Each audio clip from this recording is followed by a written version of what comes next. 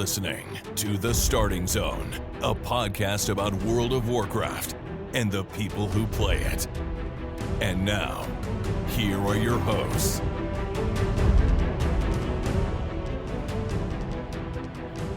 Well, hello and welcome to The Starting Zone, the podcast about World of Warcraft and the people who play it. Today is October 30th, 2025, and my name is Spencer Downey. Thank you so much for listening and subscribing to the podcast. I'm joined, as always, by my co-host, Jason Lucas. Jason, how are you doing on this Halloween Eve, Thursday night? Oh, Spencer, hello. In New Jersey, we call it Mischief Night.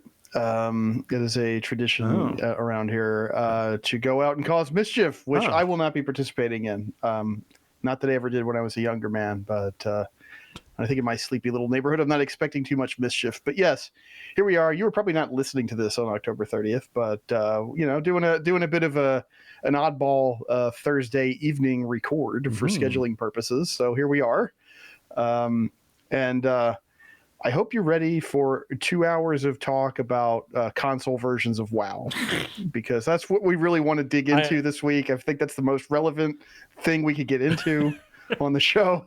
I have been trying to coin a phrase, Jason. I got it. It was retweeted by Cowley. I got it pushed by Josh. I got pushed by a bunch of people.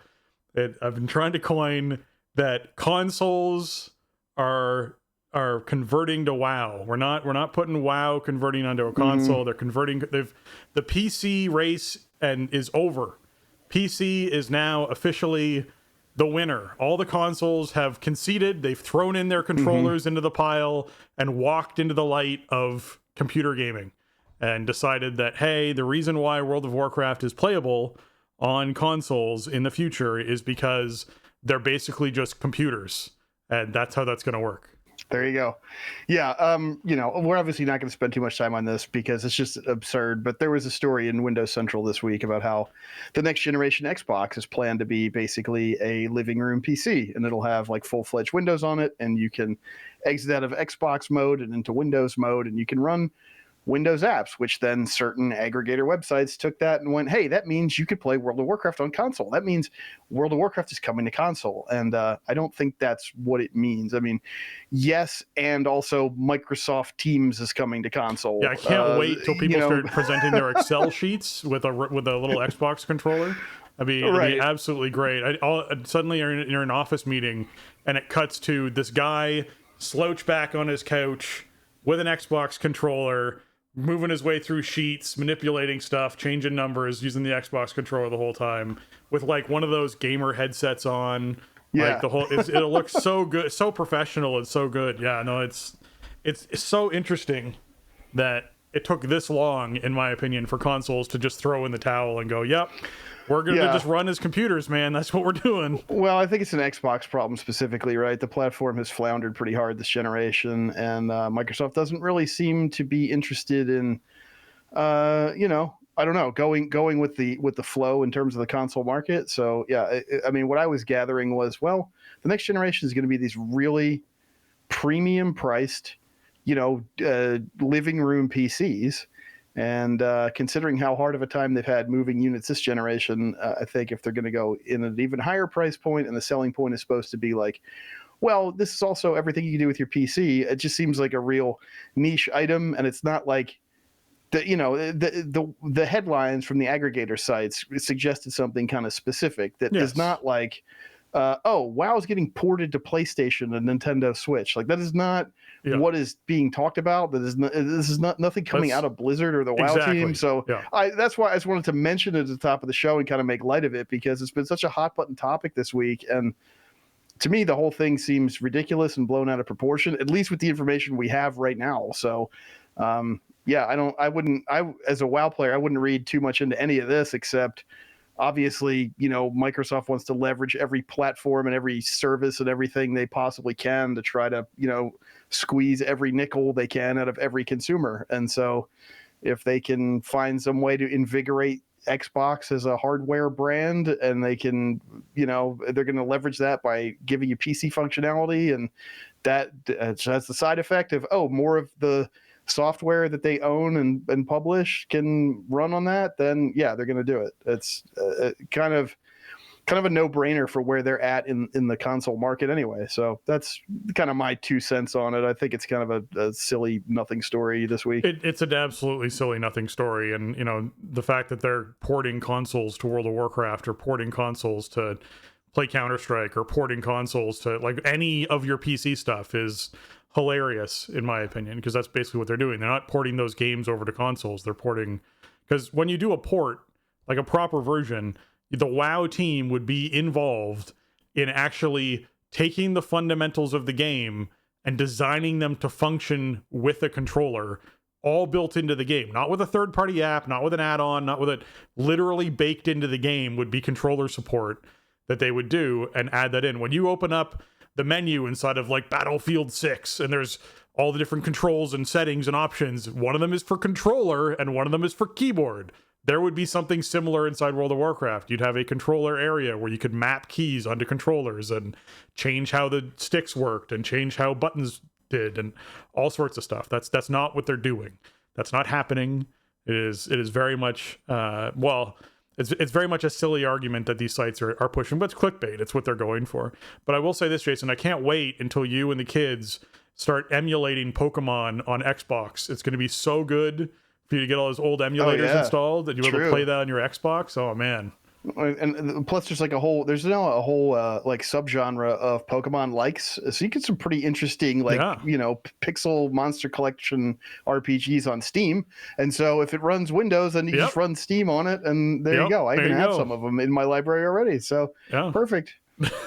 All right, anyways, we'll move on from that because it's silliness, but yes, you're right. I felt it was important, as you did, to make light of it at the top of the show, because it's just such a silly clickbait thing. It's been pervasive this week, which is why I feel like we gotta mention it at least a little bit. All right, this week in World of Warcraft, obviously it's Thursday, so like not a lot's happened so far this week, although we last talked on Sunday. Since then, my team's been working on knocking down Dimensius. They are in phase 3. They're like 34% or something, so they're right there. A little bit more cleaner execution, and they got it. Like it's this week or next week. Like I said last week, it was 2 to 3 weeks, so that was last raid week, and then this coming one is 2, and then if they don't happen to get it due to whatever happens this weekend, they'll get it the weekend after, and then it'll be back to farm. I don't know if they'll take a week off or not, but it'll be back to farm, and then I'll be back into doing the raid stuff, so we'll see how all that goes. Nice. Yeah, excellent. Yeah, for me, Sunday we didn't raid because last week was abysmal for attendance, and I think we only had one raid night. So Sunday we knew was going to be off anyway, which is kind of fine. I'm not that broken up about that. This week has been pretty good for raid so far, actually. I guess raid week is actually over by now. Tuesday, I'm trying to establish a schedule where Tuesday is heroic clear night, Wednesday is mythic night or bust, pending signups, and Sunday is just a break night for now, unless there is some momentum towards a particular thing, whether it's off alt night stuff or mythic undermine for mounts or something, but there hasn't been a lot of enthusiasm for that stuff. So I think having clear expectations and a set in stone schedule might help with some attendance issues. Tuesday heroic clear was fine. We got our up to 12% this week, so that made the last 2 bosses are obviously like kind of the benchmark for the whole raid. That made them extremely trivial at this point. Like, it was really noticeable with the ads on Dimensius in phase 2, like the mini bosses. They died so, like, there's something about, I guess, like where we're hitting with turbo boost plus that extra 3% throughput just made those things melt much faster than they had been. So that was nice. Just still rotating through there, trying to get some stuff that maybe people are still chasing from Soul Hunters. There's still some desirable loot in there that only comes from the raid. And plus, still got a couple ranks of renown to go. We got a new pet this week. We get a new mount next week, I think. So, still some stuff to do in there. Last night, we kind of lucked out because we had some friends tag in from one of the other ZTH teams. So that was great. We had a couple spots to fill, so they helped us out immensely with that. And, did our mythic re-clears, which was fine. I think we even killed Lumathar in only a couple attempts, and some people got the achievement for that. They hadn't been in for Lumathar kills, so that was cool.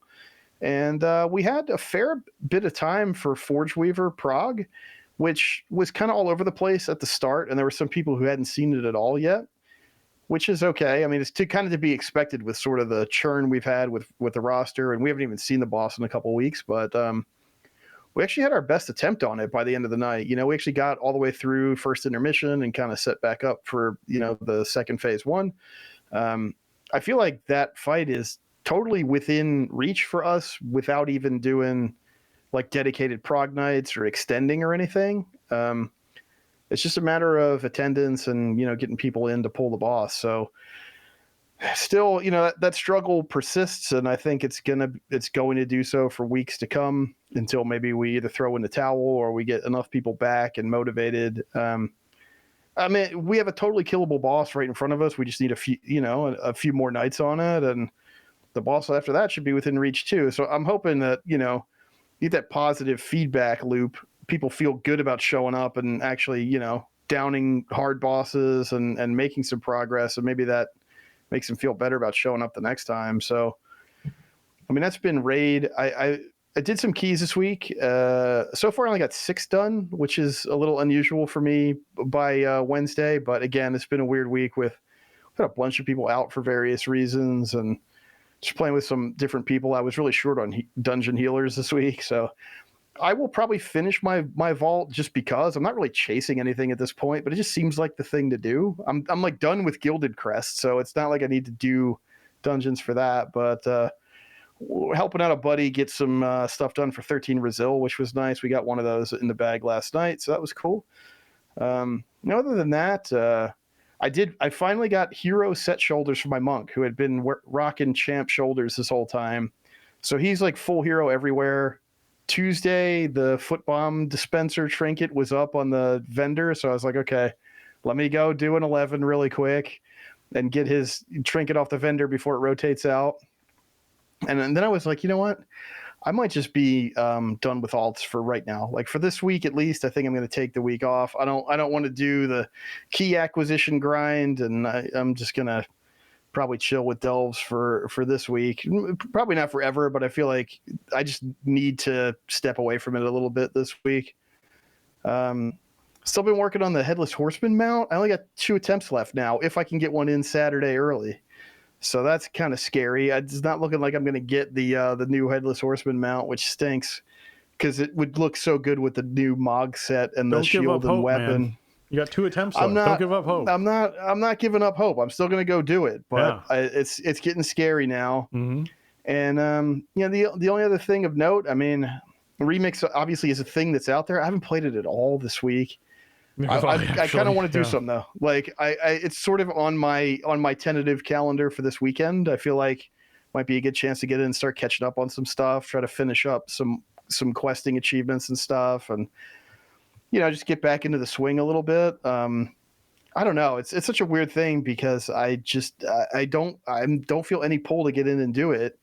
And if anything, it's like I start thinking about the stuff I need to do or like should be doing in the mode, and it makes me not want to do anything, even though I want to collect all the stuff in it. It's just, I don't know. I'm in a moment right now where it's like, I don't actually want to play this mode and play this content. Like I just don't want to. So I don't know. Maybe I'll feel differently if I start actually getting some of that stuff checked off the list.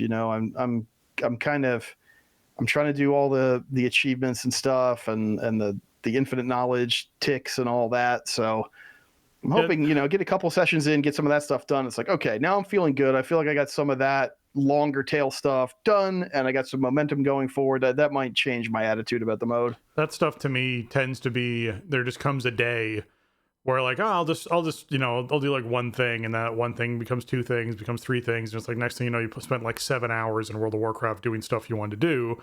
That tends to be what happens with those game modes for me.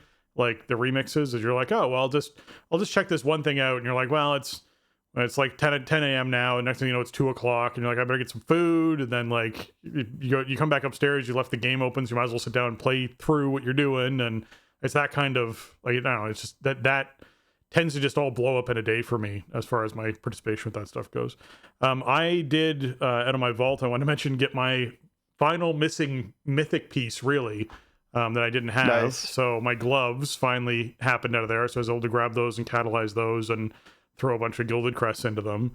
So that was really nice that happened this week, because it was something that I was like, I might just have to wait for them to drop from raid or whatever, because chances at a vault is pretty low. But it happened to roll this week where, yeah, it gave me, I had a chance at a belt or gloves, and I already have a mythic belt, so that was set.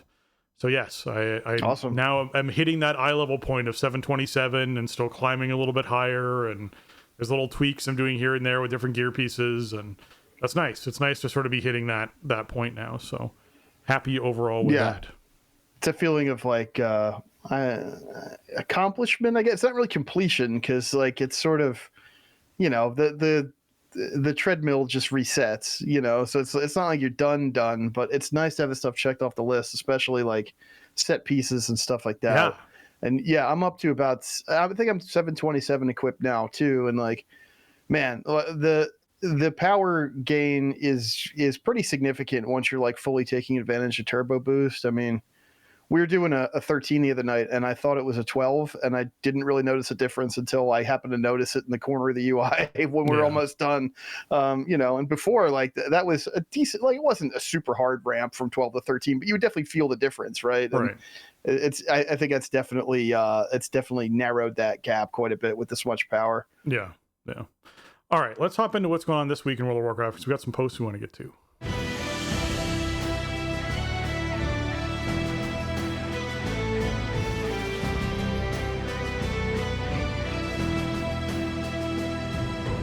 All right, this week is the Legion Time Walking event, where the Sign of the Legion buff is up, increasing reputation gains from Legion combat and quest by 50%.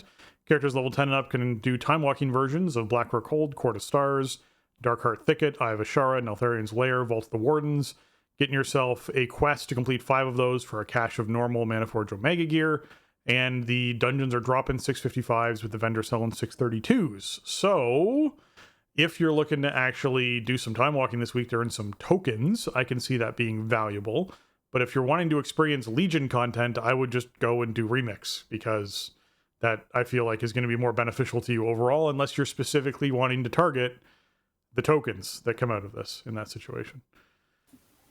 Yo, dog, I heard you like Legion, so we put Legion in your Legion so you can time walk while you time run. That's right. Yeah, you know, this is we're in a weird spot right now with time walking, because it's not the early part of the season anymore, and it's also not turbulent time ways. So it's like this is kind of the worst value proposition in this middle period of the season where we see a time walking.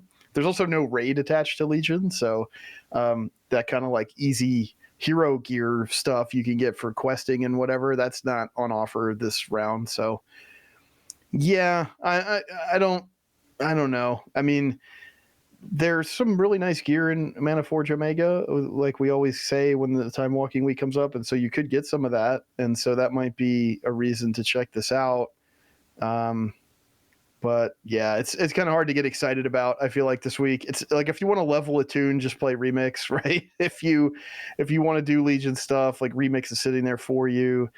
If you want to gear a tune, there's just better avenues at this point, except for if you want to do 5 dungeons and roll the dice and hope you get a sick trinket or something. Could be, but you know, again, the value proposition is not great this week.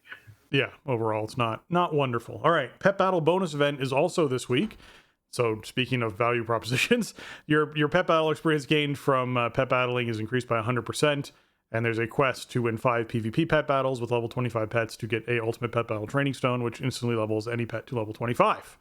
All right, outside of that, we got the Delves Weekly from Bran, because we're currently in the discs, the Titan disc fragments is the week that we currently have. And so that's going to roll into Delves Weekly from Bran. So if you're getting close to it, I actually looked at this. I because I've only been doing one character in Delves, really. I hadn't completed the journey yet. and I checked my character. My character is 62 experience away from completing the journey. I think you can do it. I think I you can got do it, this. man. I believe in you. I believe it's possible. It's 62. I just thought it was hilarious. Logged in Tuesday. That's I was so like, funny. did I ever finish the journey? I can't remember if I did. And I open up, it looks like it's complete because the bar's all the way across, but there's not a check mark on the last thing. And I'm like, oh, well. I can't remember. And I mouse over it and it goes, needed to level 62. Oh, it's like, I have 19,448 or whatever it is of. I was like, this is silly. Like, this is silly. So yeah, you just crapped out on the I just one delve journey roll. Yeah, I just didn't kill one thing or whatever it was that I needed to inside of a delve to wrap it up. Anyways, I thought that was funny, but wanted to mention it. All right, PvP Brawl is Warsong Scramble. This is Warsong Gulch with modified rules. This means that basically you have multiple flags in each base. The whole goal is to capture 10 flags as fast as possible, and you can capture flags when that flag isn't at the base. So normally you have to actually have the base inside of your, have your flag inside of your base in order for you to cap the enemy flag. That rule doesn't exist. You can just cap by just running back to your base to where the flag should be.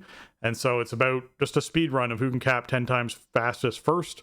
They've also added power-ups to the fields. When you're running around, there's more berserks and movement speed boosts and healing and that kind of stuff. Those sorts of power-ups are spread out all over the field. So it's just Warsong Gulch with like turned up to 11 of craziness and wackiness and stuff happening.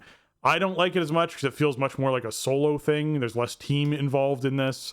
It's like, do you have like multiple fast flag runners? Congratulations. They're just going to like chain run flags over and over and over again. And no one's really trying to like defend the flag carrier or not. It's a bit weird. It's just a strange experience, but it's a brawl. So it's supposed to be weird and strange. It's an experiment. Yeah, games are fast. That's the one thing that always struck me about this one was like, you're not going to get stuck in one of those drawn out Warsong Scrambles of old. It's not that, because you can cap the flag at any time. It gets capped. It gets capped a lot. So they are quick games, I guess, if that appeals to you. If you need to just get in and get something done in the brawl queue, assuming you actually land in Warsong Scramble and not somewhere else. But we cover the brawl and it's always kind of one of two categories. This is like the slight twist on something familiar. So I think it's just not one of the more interesting ones, but at least you don't get stuck in them. Yeah, exactly. Okay. So we have a world boss that's up named Reshinor. You can go and kill this world boss. This will get you a piece of Warbound loot once a week. And that Warbound loot is 688. And you may want to get it for an alt. But the reason why I'm mentioning this specifically is because there's another piece of Warbound loot that we don't think we've mentioned to you yet. If you happen to go to where the Mythic Plus vendor person is inside of the major city, you can open a chest near that vendor with Valor Stones to get a piece of Warbound loot out of that chest. Right, Jason? Yeah, I think it's like 250 Valor Stones per. So this is sort of like the we haven't mentioned it this season at all, and it's been a while since we talked about this. This was the thing they started putting in like Shadowlands, I think, was the first time we saw this particular implementation, because that's where we kind of got the beginnings of the item upgrade system and everything like that. Like it wasn't exactly the same as we have now, but it was sort of that was the genesis of the item upgrade tracks we have in War Within. And so, yeah, the season 3 version of this is there. The NPC it's not the Keystone D ranker panda by the portal to the Timeways. There's an earthen on the other side of that building in the Mythic Plus headquarters that will sell you these. And they are warbound, and they will create a random piece of gear for your currently active spec or loot spec. The reason why this kind of came up as a discussion topic is because there was a hotfix note this week that this gear is now eligible for the Catalyst. I guess when it first came in, it was not, or maybe it was bugged or something. But so we also have Warbound Valor Stones or Warband transferable Valor Stones for the rest of the season. I think it's veteran track gear, but kind of a cool option. just if you want to start up a tune and you got some Valor Stones lying around across your account, you might end up with a bunch more if you're still putting time in and you're getting to that point where my crests are done, my item upgrades are done, I'm still doing stuff and getting Valor Stones. This is a kind of a nice sync for that. Plus with the Catalyst element, easy way to get 4 pieces turned on, get your Mog going. So that's pretty cool. I remembered that they put these in the game every season, but I didn't really think about it until I saw the hotfix note that they made it catalyzable. And then I went, oh, that would be a really good thing to mention because people might have overlooked this or forgot they put it in. So just something to keep in mind if you have a tune you want to gear up. Hey, if you got a time runner that you transferred over, right?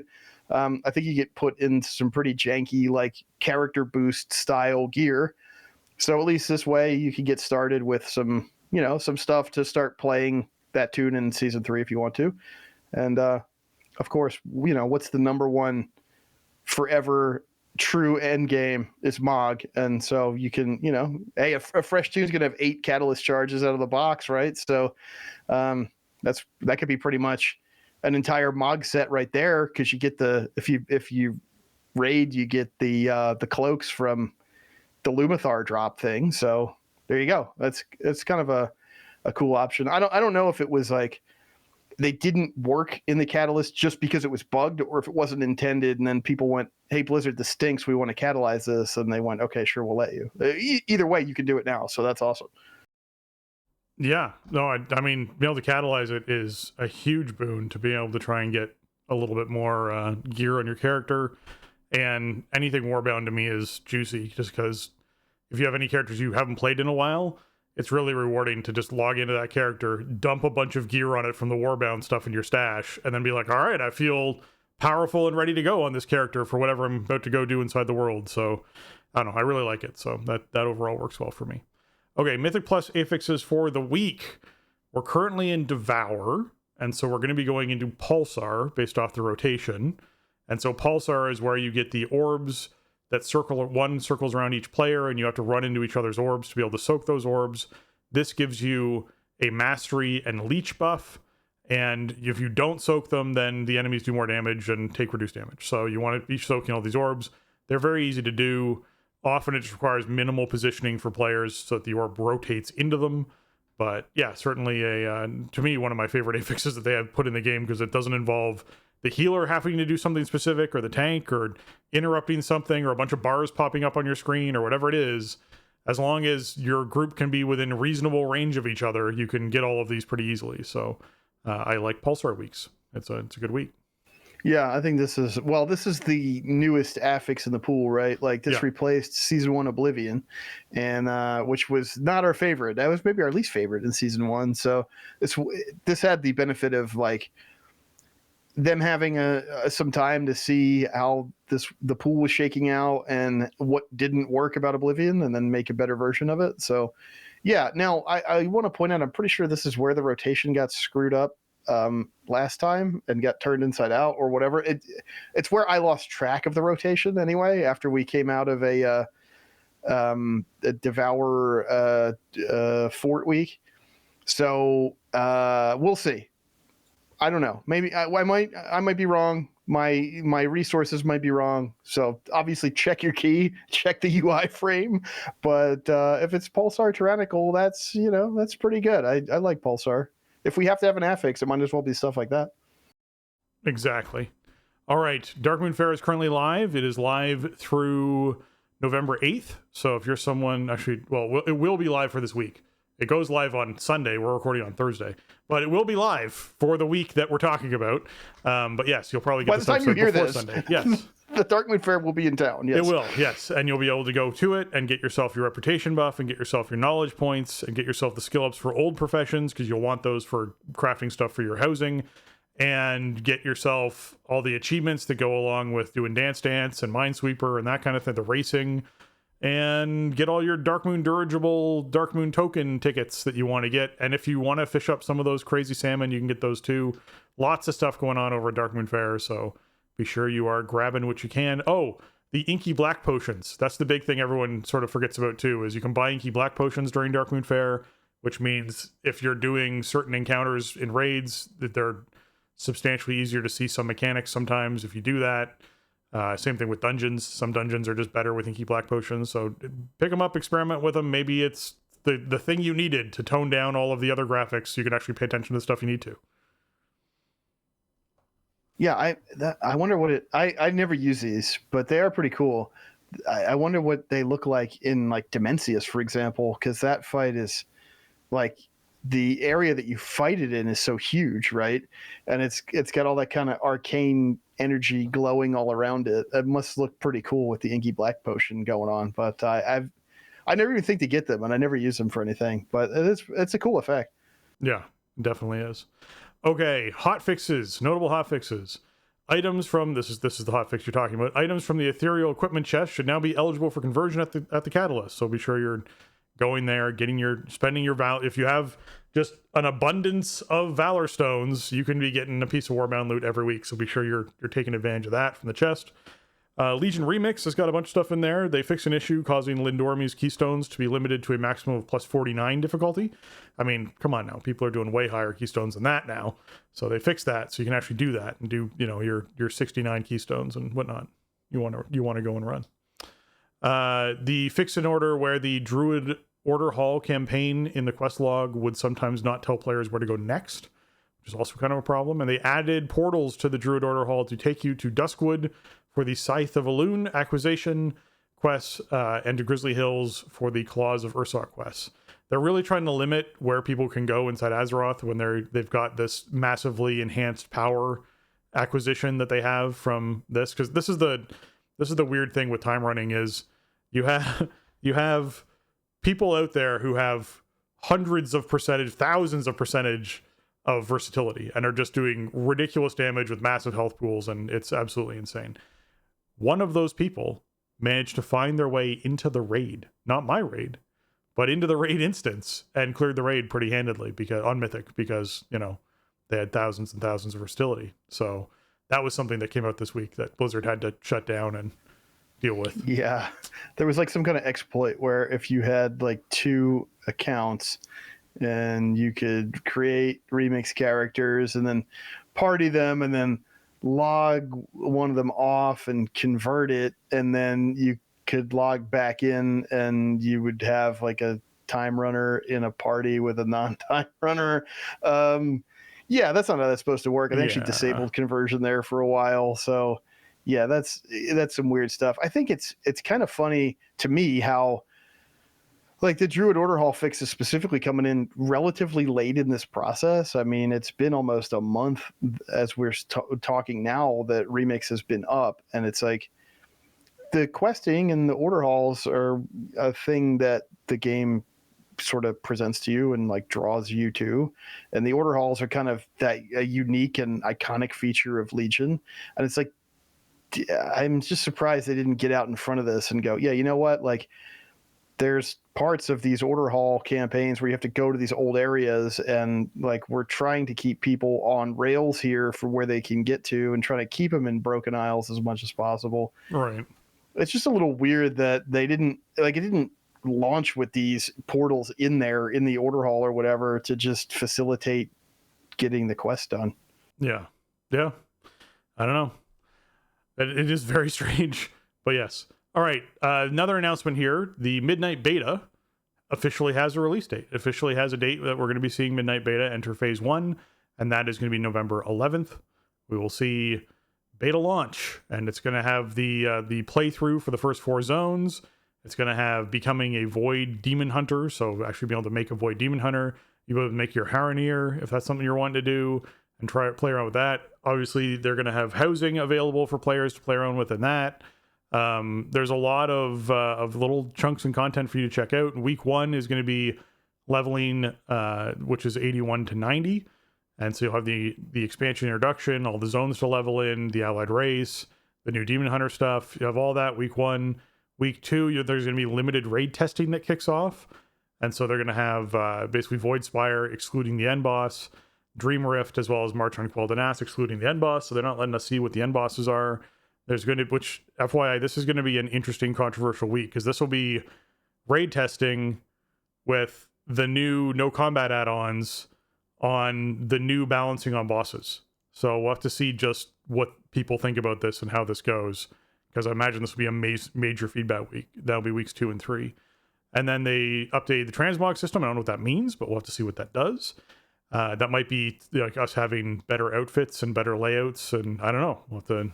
I assume that's the what do they call it? The contextual transmog or situational transmog or whatever. Right. Like all the new transmog rules, they're not going to be in the first week. I don't think they're in alpha right now, and they're not going to be in the first week of beta, but they'll roll them out.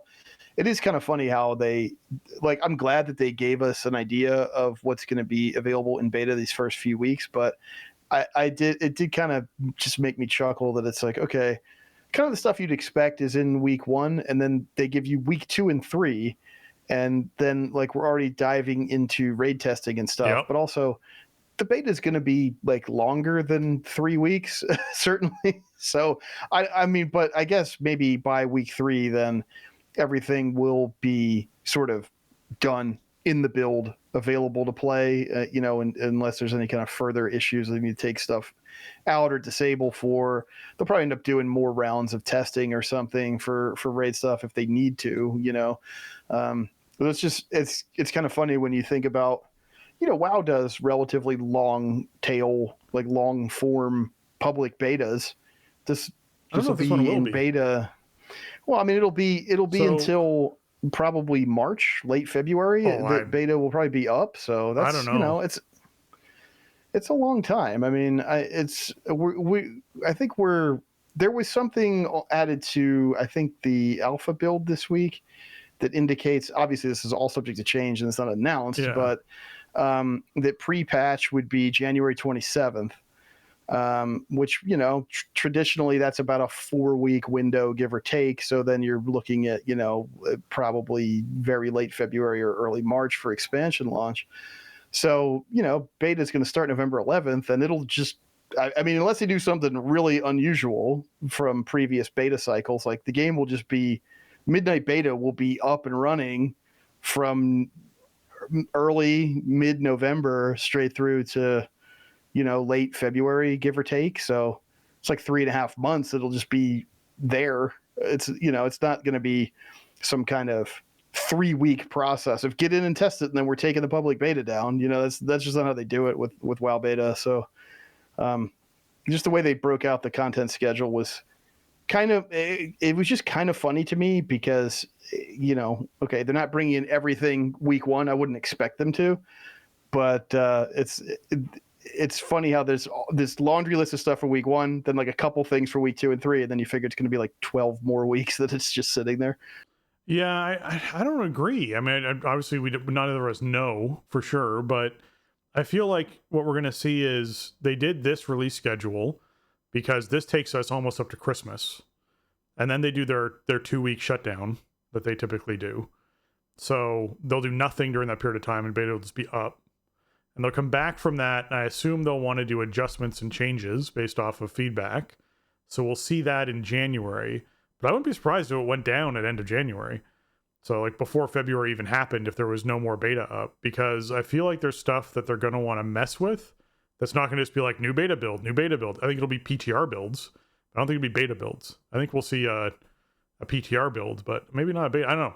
We'll see how it plays out. It'd be really weird. It'd be I don't want to say unprecedented because I don't have everything in front of me off the top of my head, but like they almost never bring the beta.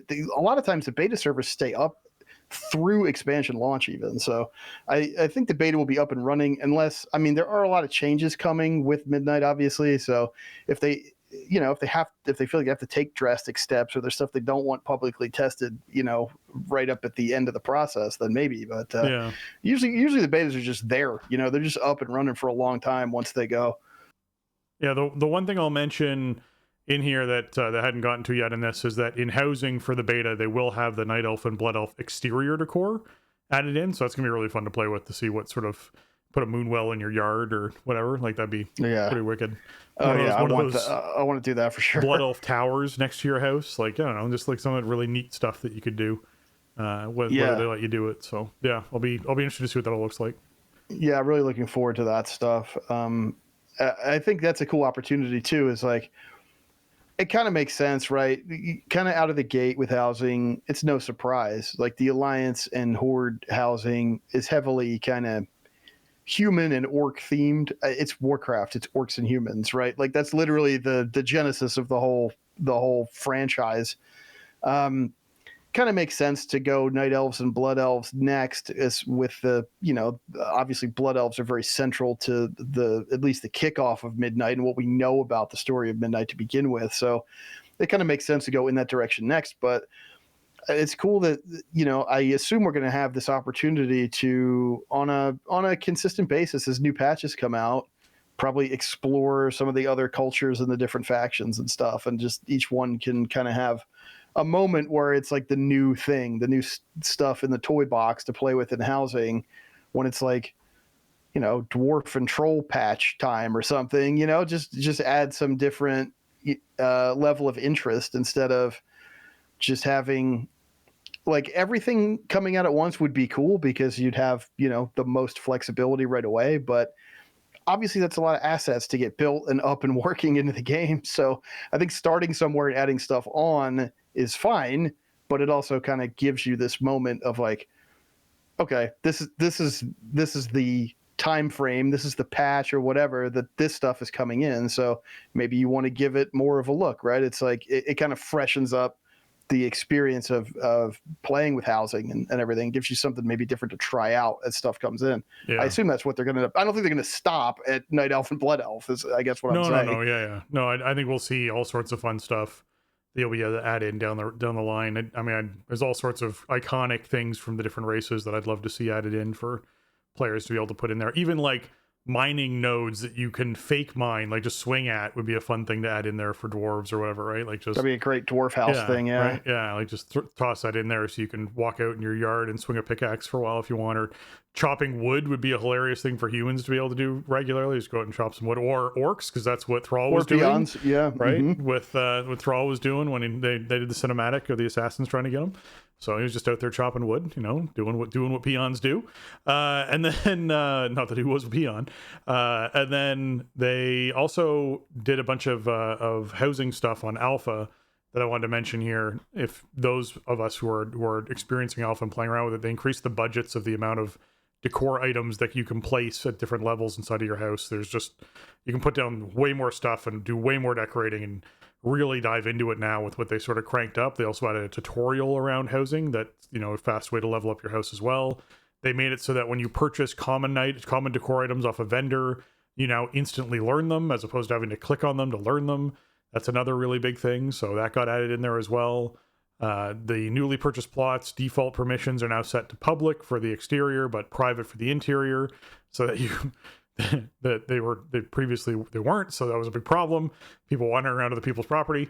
The invalid decor or exterior placement in basic mode will now trigger a tooltip at your cursor rather than just showing a red outline around where you can place it. So it actually gives you some feedback as to what's going on, which is also good as well. There's a new list of all your place decor in advanced mode, which you can use to select or remove decor. If you've lost, if you placed a chair and for whatever reason it got buried underneath of other things, you can't find the chair, you can go into your advanced mode and have a list of decor and actually select the chair from the list and then remove it. I know that there was some bugs in Alpha early on where someone would put something down and it would just fly off into oblivion because it just, for whatever reason, it's now living in, Suramar or something, and you're like, well, I can't get my chair back, I don't know where that went. Well, then you can pull the advanced up and at least delete that chair so it's not existing somewhere out in the ether, and you're able to actually take care of that. Decor can now be attached to the exterior of your home, and it will move with your home if you move your home around, so that's good.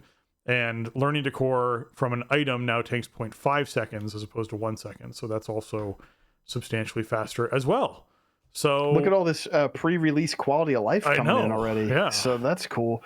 I love that they increased the decor budget, because at the low levels, man, they tripled it. They more than tripled it at the initial housing levels, which is really cool because I think it gives players. Everybody's gonna be new to the system. Yeah.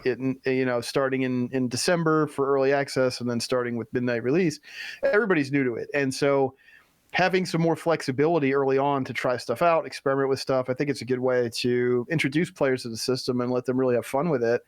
I assume that they wanted to keep budgets low for tech reasons and to make sure that stuff was working the way that they were expecting it to, would be my guess. So I guess as they get more data of people testing it and doing stuff, maybe they feel like they can up those budgets. So that's awesome to see.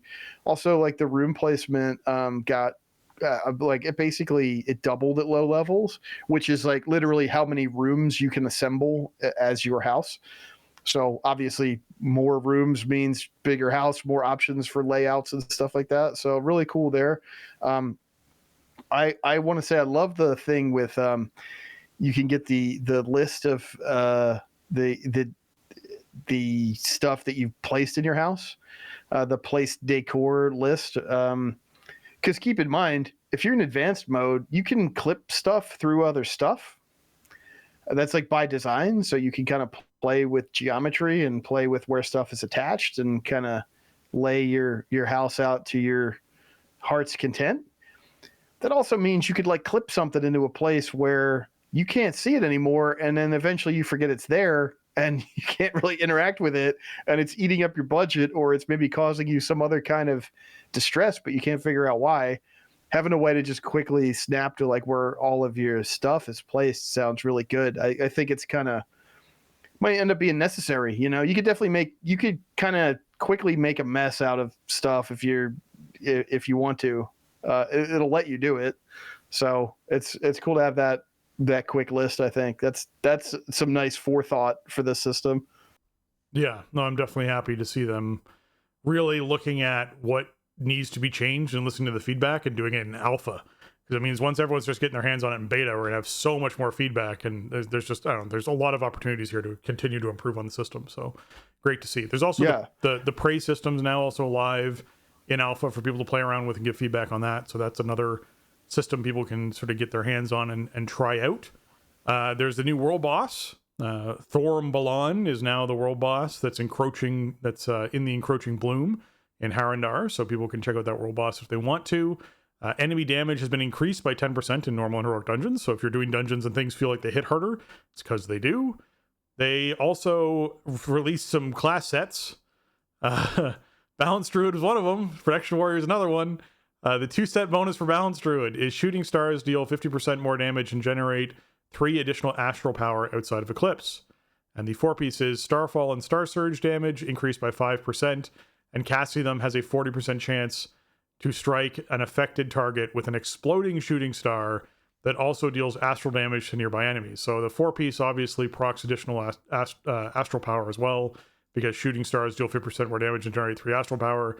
So the exploding one would then do 50% more damage and give you astral power. This seems pretty good. It seems better than what we currently have. It's still entirely RNG based on the 4-set, which 40% sounds like a really good number. I feel like 40% is what they told us the current set proc rate is, and it feels terrible. So I don't know. I have to like wait and see on this one about how this is going to feel, because the current one feels terrible. So if this is another one of those ones where it's like, hey, this is great, I love it when those, shooting stars drop and explode and give me extra astral power, but they hardly ever do it, would be really unfortunate. So I'm hoping that feels better, because it just, if it was like every third, Star Surge or Starfall cast generates a shooting star that explodes during astral power, I'd prefer that. If it was if it just was a static every 3, as opposed to a 40% chance, because a 40% chance, they're going, look, there's a chance it happens 3 times in a row, and that's crazy, and it feels really good.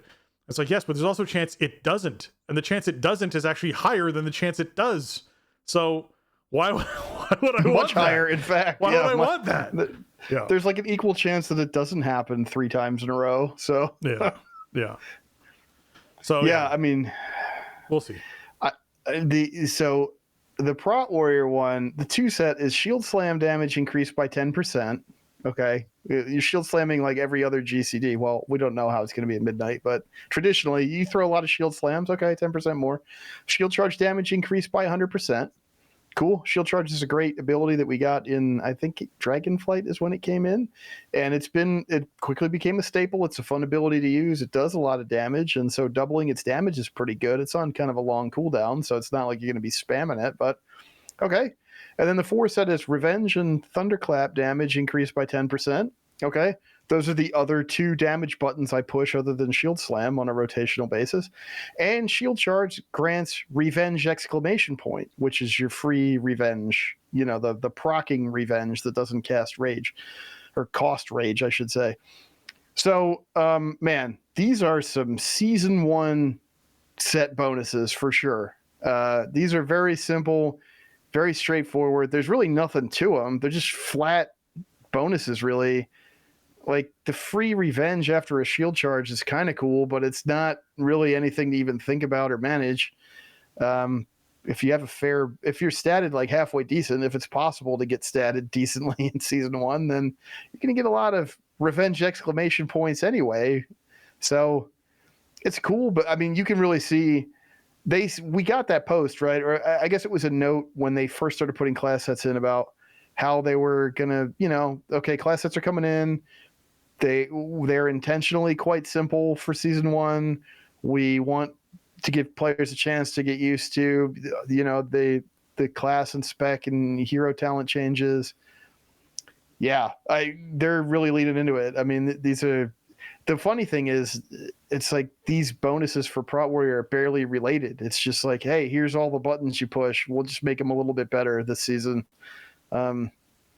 I'm not upset about it, I guess, but when you compare it to, current Prot 4 set with ionizing strikes for Mountain Thane and all the extra Thunder Blasts that you get and just the cool visuals, it's a little flat, but it's not like you're not going to want these. I mean, obviously it's going to be default. You're going to want your 4-piece no matter what it is in Season 1, but I'm okay with this. Like, I feel like this is kind of, this is sort of the I don't know, the ebb and flow, would you say, that we've seen with set bonuses over the years, where Season 1 comes in, it's very vanilla, it's very simple, it doesn't really change up your gameplay very much, and then they kind of experiment more, in the later seasons and maybe add something that changes up your gameplay or creates these windows where you want to do something different, gives you some kind of bigger power boost maybe. So I suspect they'll do that as Midnight goes on, but yeah, they're keeping it real simple for Season 1. Yeah. All right, professions. Sparks are now available for testing for people who want to craft profession gear. They can now do that with the Sparks. And in the user interface, several default values for nameplates have been changed, including default size, default size style, as well as the legacy style. So these 2 changes, you can now actually change the style of your nameplates a little bit and play around with them. So you can sort of see where they're going direction-wise with the look of that. Okay. November's trading post. We didn't actually get to do an October's trading post. We've mentioned it briefly. We're going to do a November's trading post because it's a thing. And man, oh man, this is a trading post you do not want to miss out on, I have to say. There's multiple turkeys. I'm just putting it out there. There are basically Heartstrider skeleton mounts that are turkeys. So it's just like a big plump turkey with some armor on it that you can ride around on. They have your standard white and brown. They have your standard black and gray. They look wonderful. I am hoping, I have not heard these mounts, but I really hope the mount special gives you quite the turkey call that happens in these. I'm really hoping that when you do a mount special, you get like a really good turkey call out of it. It is the Highland Gobbler is one of the ones that you can get. Obviously, there'll be one that you can purchase and one that you earn from the monthly reward for doing it. And along that same theme, they are throwing in all the feast stuff that you might consider. So we have the Carrot Winter Toque that you can wear around, which is one of like 25 different toque colorings that we've now data mined out. So there's a whole bunch of toques coming in. There's the Big Golden Spoon, which is just a giant spoon transmog for your weapon. So if you want to run around like the Tick, you can do that, yelling spoon, if that's something you want to do. Absolutely. A big shout out to all of our older fans who know what I'm referencing there. There's an ensemble for the Villagers Country Collection. This is an ensemble you can wear that, is pretty fitting with that. There's a bunch of carrots, which is a weapon transmog, as well as an offhand, which is a bunch of green chilies. So if you've ever wanted to just beat people with a bunch of green chilies, that is absolutely an option. And then this is your moment. I'm sure somebody out there has been waiting for that. Waiting for the chilies, man. Yep. If only someday they're going to do it. Here it is. It's almost here. And there'll be a frost mage, and that'll be their offhand, and it'll be all about making people chilly, and they're going to be all about it and all the puns. I know it. It's out there. Someone out there's got the name all prepped and everything. They're ready. There's a chef's apron. If you ever want to run around with an apron transmog, there's an apron you can transmog in there. And then there's a whole bunch of other, different items all along that same line, including a wearable copper pot lid, which I'm assuming is a hat. Oh, it's a back piece. Yeah, it's like attaches to. It's one of the back attachment type things. Yeah, very cool. A ready warm portable bakery, like an Easy Bake Oven that you can wear on your back. They have that in there too. The Cutlery Fanatic backpack, which is like if your family crest was a crossed fork and knife, you're wearing it on your back. That's basically what this is. It's very cool. There's all sorts of really wicked stuff in this. So be sure that you're checking it out. I hope you've been saving tender. I know I've been saving tender because the stuff for October was cool, but I wasn't like, there's like only a couple things I really wanted. There's like 7 or 8 things that I probably want. So I definitely have to get the turkey mount because like a boomkin riding a turkey mount is just hilarious. Yeah, I'm not sure how that works. It's a little, I don't know. There's a weird arrangement going on there, but yeah, it's definitely quite a visual. Yeah, they're really leaning into the whole, Thanksgiving harvest time kind of theme. Man, if you play Pandaren, I feel like the stuff really fits the Pandaren vibe. Also, last November we had that really awesome 20th anniversary trading post. Yep. If you missed out on that, there are a couple really cool things returning, which the Gladiators Battered Armor Ensemble, which is like Varian's kind of gear, like not King Varian, but when he was a gladiator, when he was Logosh, it looks like that really cool set. And then the Dark Ranger Generals kit, which is like Sylvanas style ensemble. Those are a couple really cool ones. If you missed out on them last November, keep an eye out for them this time around. Those are some of the better returning trading post items that they could possibly have return. I think I had to snap up that Gladiator Varian stuff right away last year. So yeah, it's coming back. Yeah, it's certainly going to be something that if you missed out on, you're going to want to be picking up. That's for sure.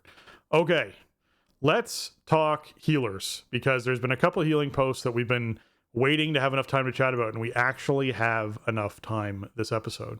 So, updates to healer specializations in Midnight. This is where we're starting off. This is the one that includes interrupts and some of the stuff we teased about last week. So we'll dig into this first. As we continue to iterate through the many changes to how the game will play in the Midnight expansion, we've seen a great deal of feedback on improving gameplay for healers. To continue that conversation in Alpha, we've designed some changes to diminishing returns, interrupts, and creature behaviors that we want to test out with you. Diminishing returns. As a brief refresher, diminishing returns causes spells, effects such as Fear or Root when used against enemy players or specifically flagged creatures to have reduced effectiveness after each successful cast. In War Within, the first Fear cast on you would have a 100% expected duration. The second would have a 50%, the third would have a 25%, and then you become immune to that Fear. In Midnight, the diminishing returns for these spells will now go from 100% to 50% to immune.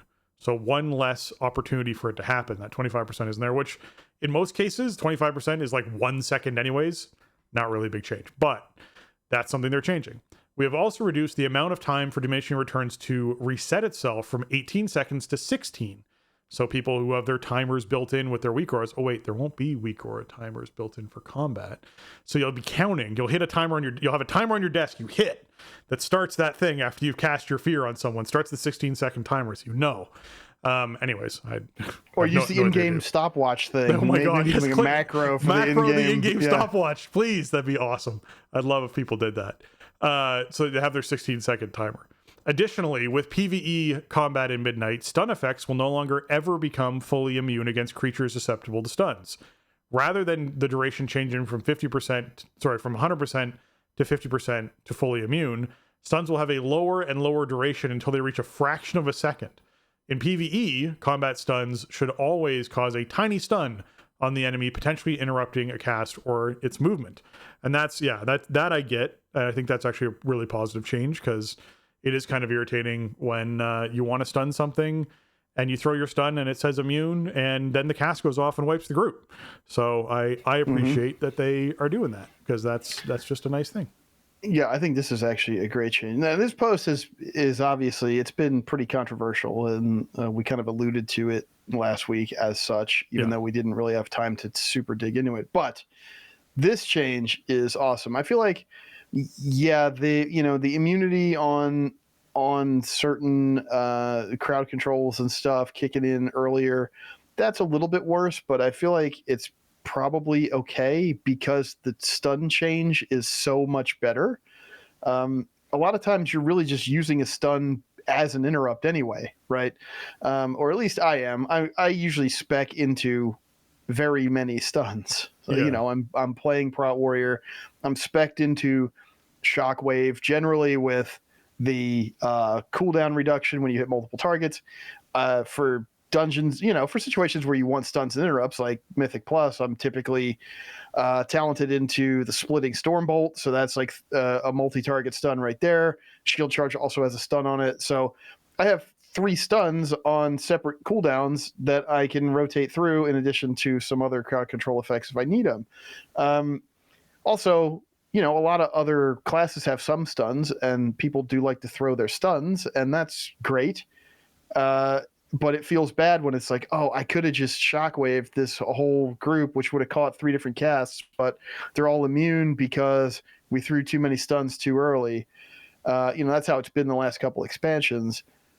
Now, it won't be like that. And if I have a shockwave queued up, I'm getting value out of it regardless. At a certain point, like, I don't care about the stun duration. I just want to stop the mob behavior. Yeah. So I really like this change, especially for my particular playstyle. I love using stuns and talenting into them and using them, in whatever situation I can.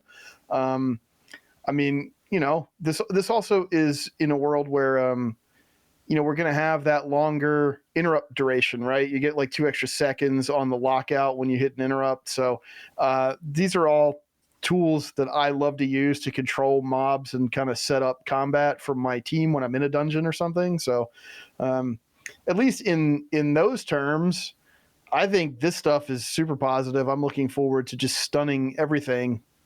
Unless the caveat here, where the bottom could fall out on this is they say something about, against creatures susceptible to stuns. Well, they can just decide that stuff's not going to be susceptible to stuns, then none of this applies. So hopefully they don't make a whole bunch of stuff just stun immune because of this, right? Like, which they could do. Hopefully they don't. Like, have a mini boss or something. Like, you're not going to be able to stun that, but just regular packs of mobs, you should be able to stun with abandon. That would feel really fun to me. I think Mythic Plus will be a lot more enjoyable with this change. I agree. Okay. Speaking of changes, interrupts, which we talked about last week. At the beginning of Midnight Alpha, we made a change to all interrupt abilities players have, increasing the duration of their interrupt by 2 seconds on each.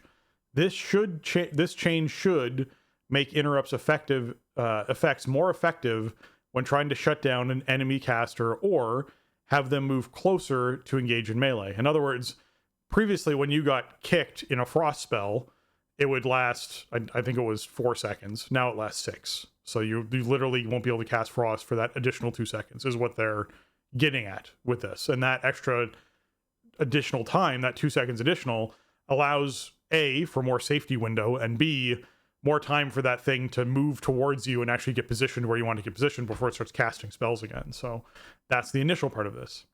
Healing can be a stressful role, which is something they just sort of like go into out of the blue. I just want to put that out there. But healing can be a stressful role when you manage several things at once: your own healing abilities, your team's health, and the enemy's actions.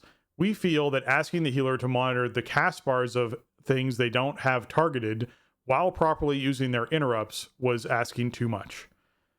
In Midnight Alpha this week, we've removed access to interrupts for all healer specializations except Resto Shaman.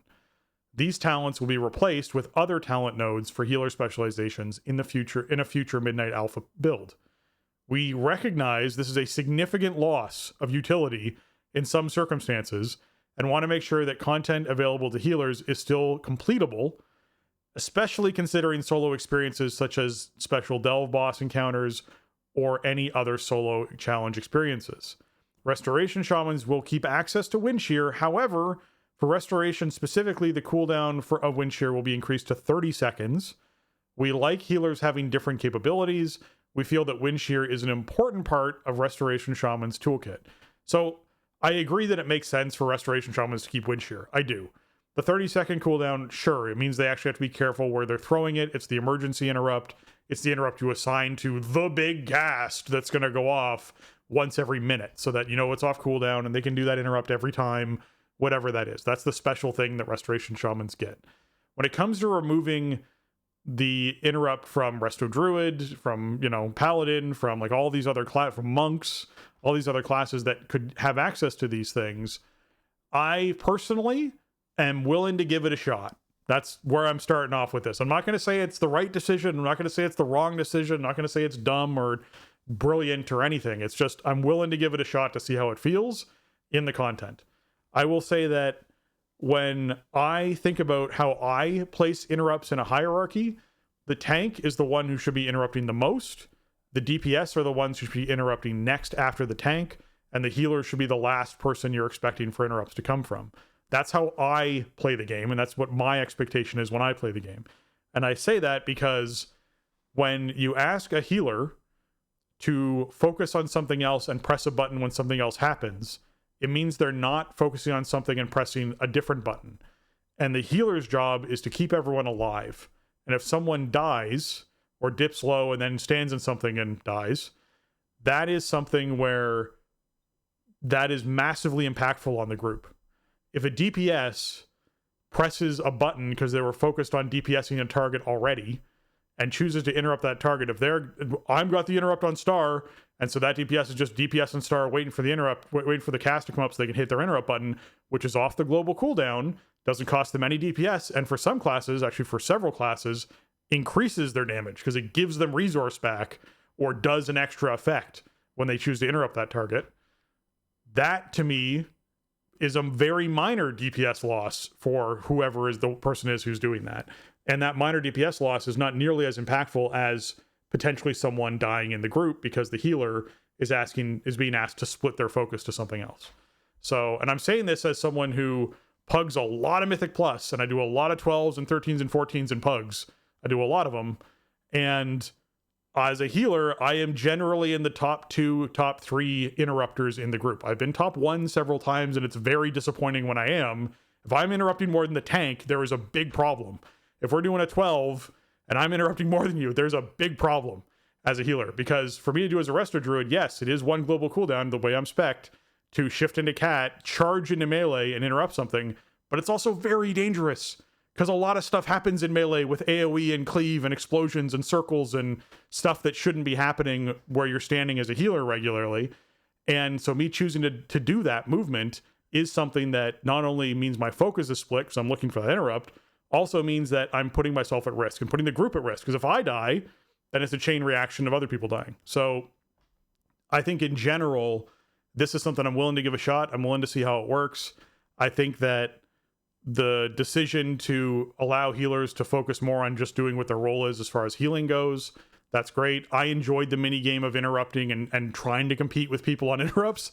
I enjoy that mini game because it's like a little flex for myself. I don't like finish the group and like link all the interrupts in chat and then leave as if I'm like dropping the mic. Like I don't do that, but I certainly give myself a pat on the back if I'm like, dude, check that out. Like I would massive interrupts inside that, overall dungeon.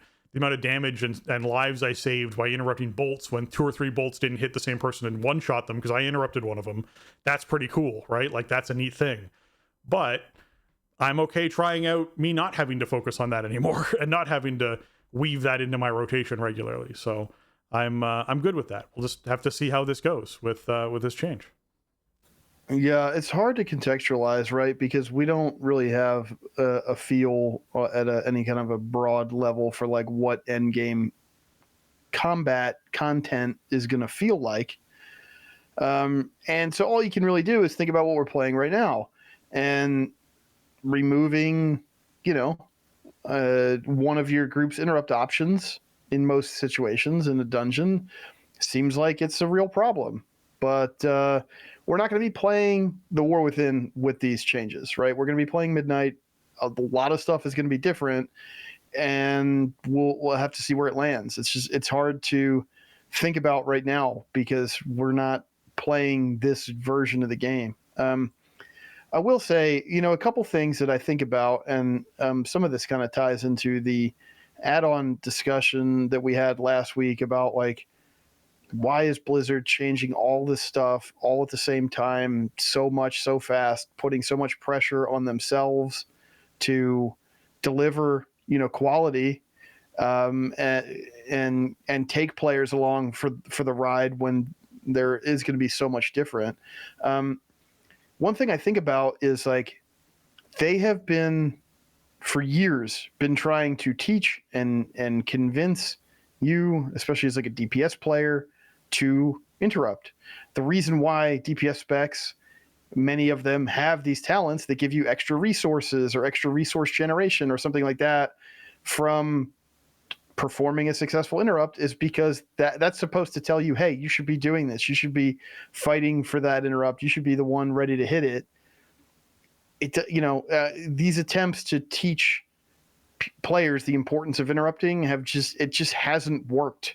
I don't want to say in 21 years because stuff was a lot different back then.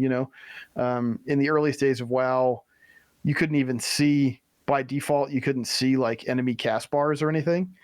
And there was a cultural thing in kind of the DNA that like interrupts were the tank's job. I do agree with your overall point that like the tank should be, kind of in charge of interrupts, right? Like option A for any interrupt should be the tank. It should be that way. Yeah. It's part of playing defensively. It's part of protecting your team. It's part of marshaling the combat in a group situation. And so, yeah, absolutely they should be option A.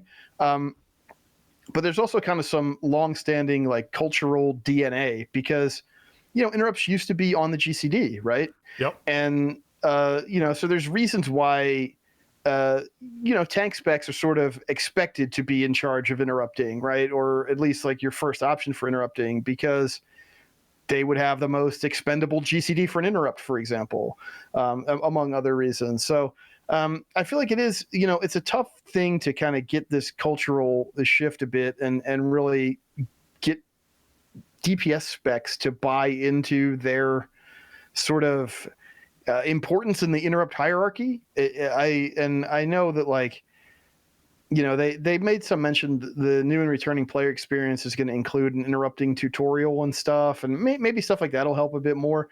I think also some UI changes to just like call out important interrupts and everything. Like we know they're going to be working on stuff like that with the plates. That should help a bit. Where I kind of land with like removing healer interrupt abilities entirely though is like, wouldn't it be better to just turn down the temperature on the interrupt minigame as like one of the main things you're doing in dungeon content and leave the interrupts in?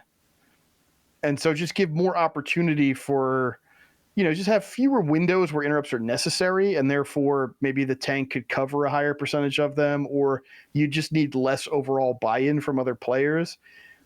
And you could leave the interrupt abilities on the healers, but maybe they just wouldn't be as necessary of a participant as maybe they are sometimes.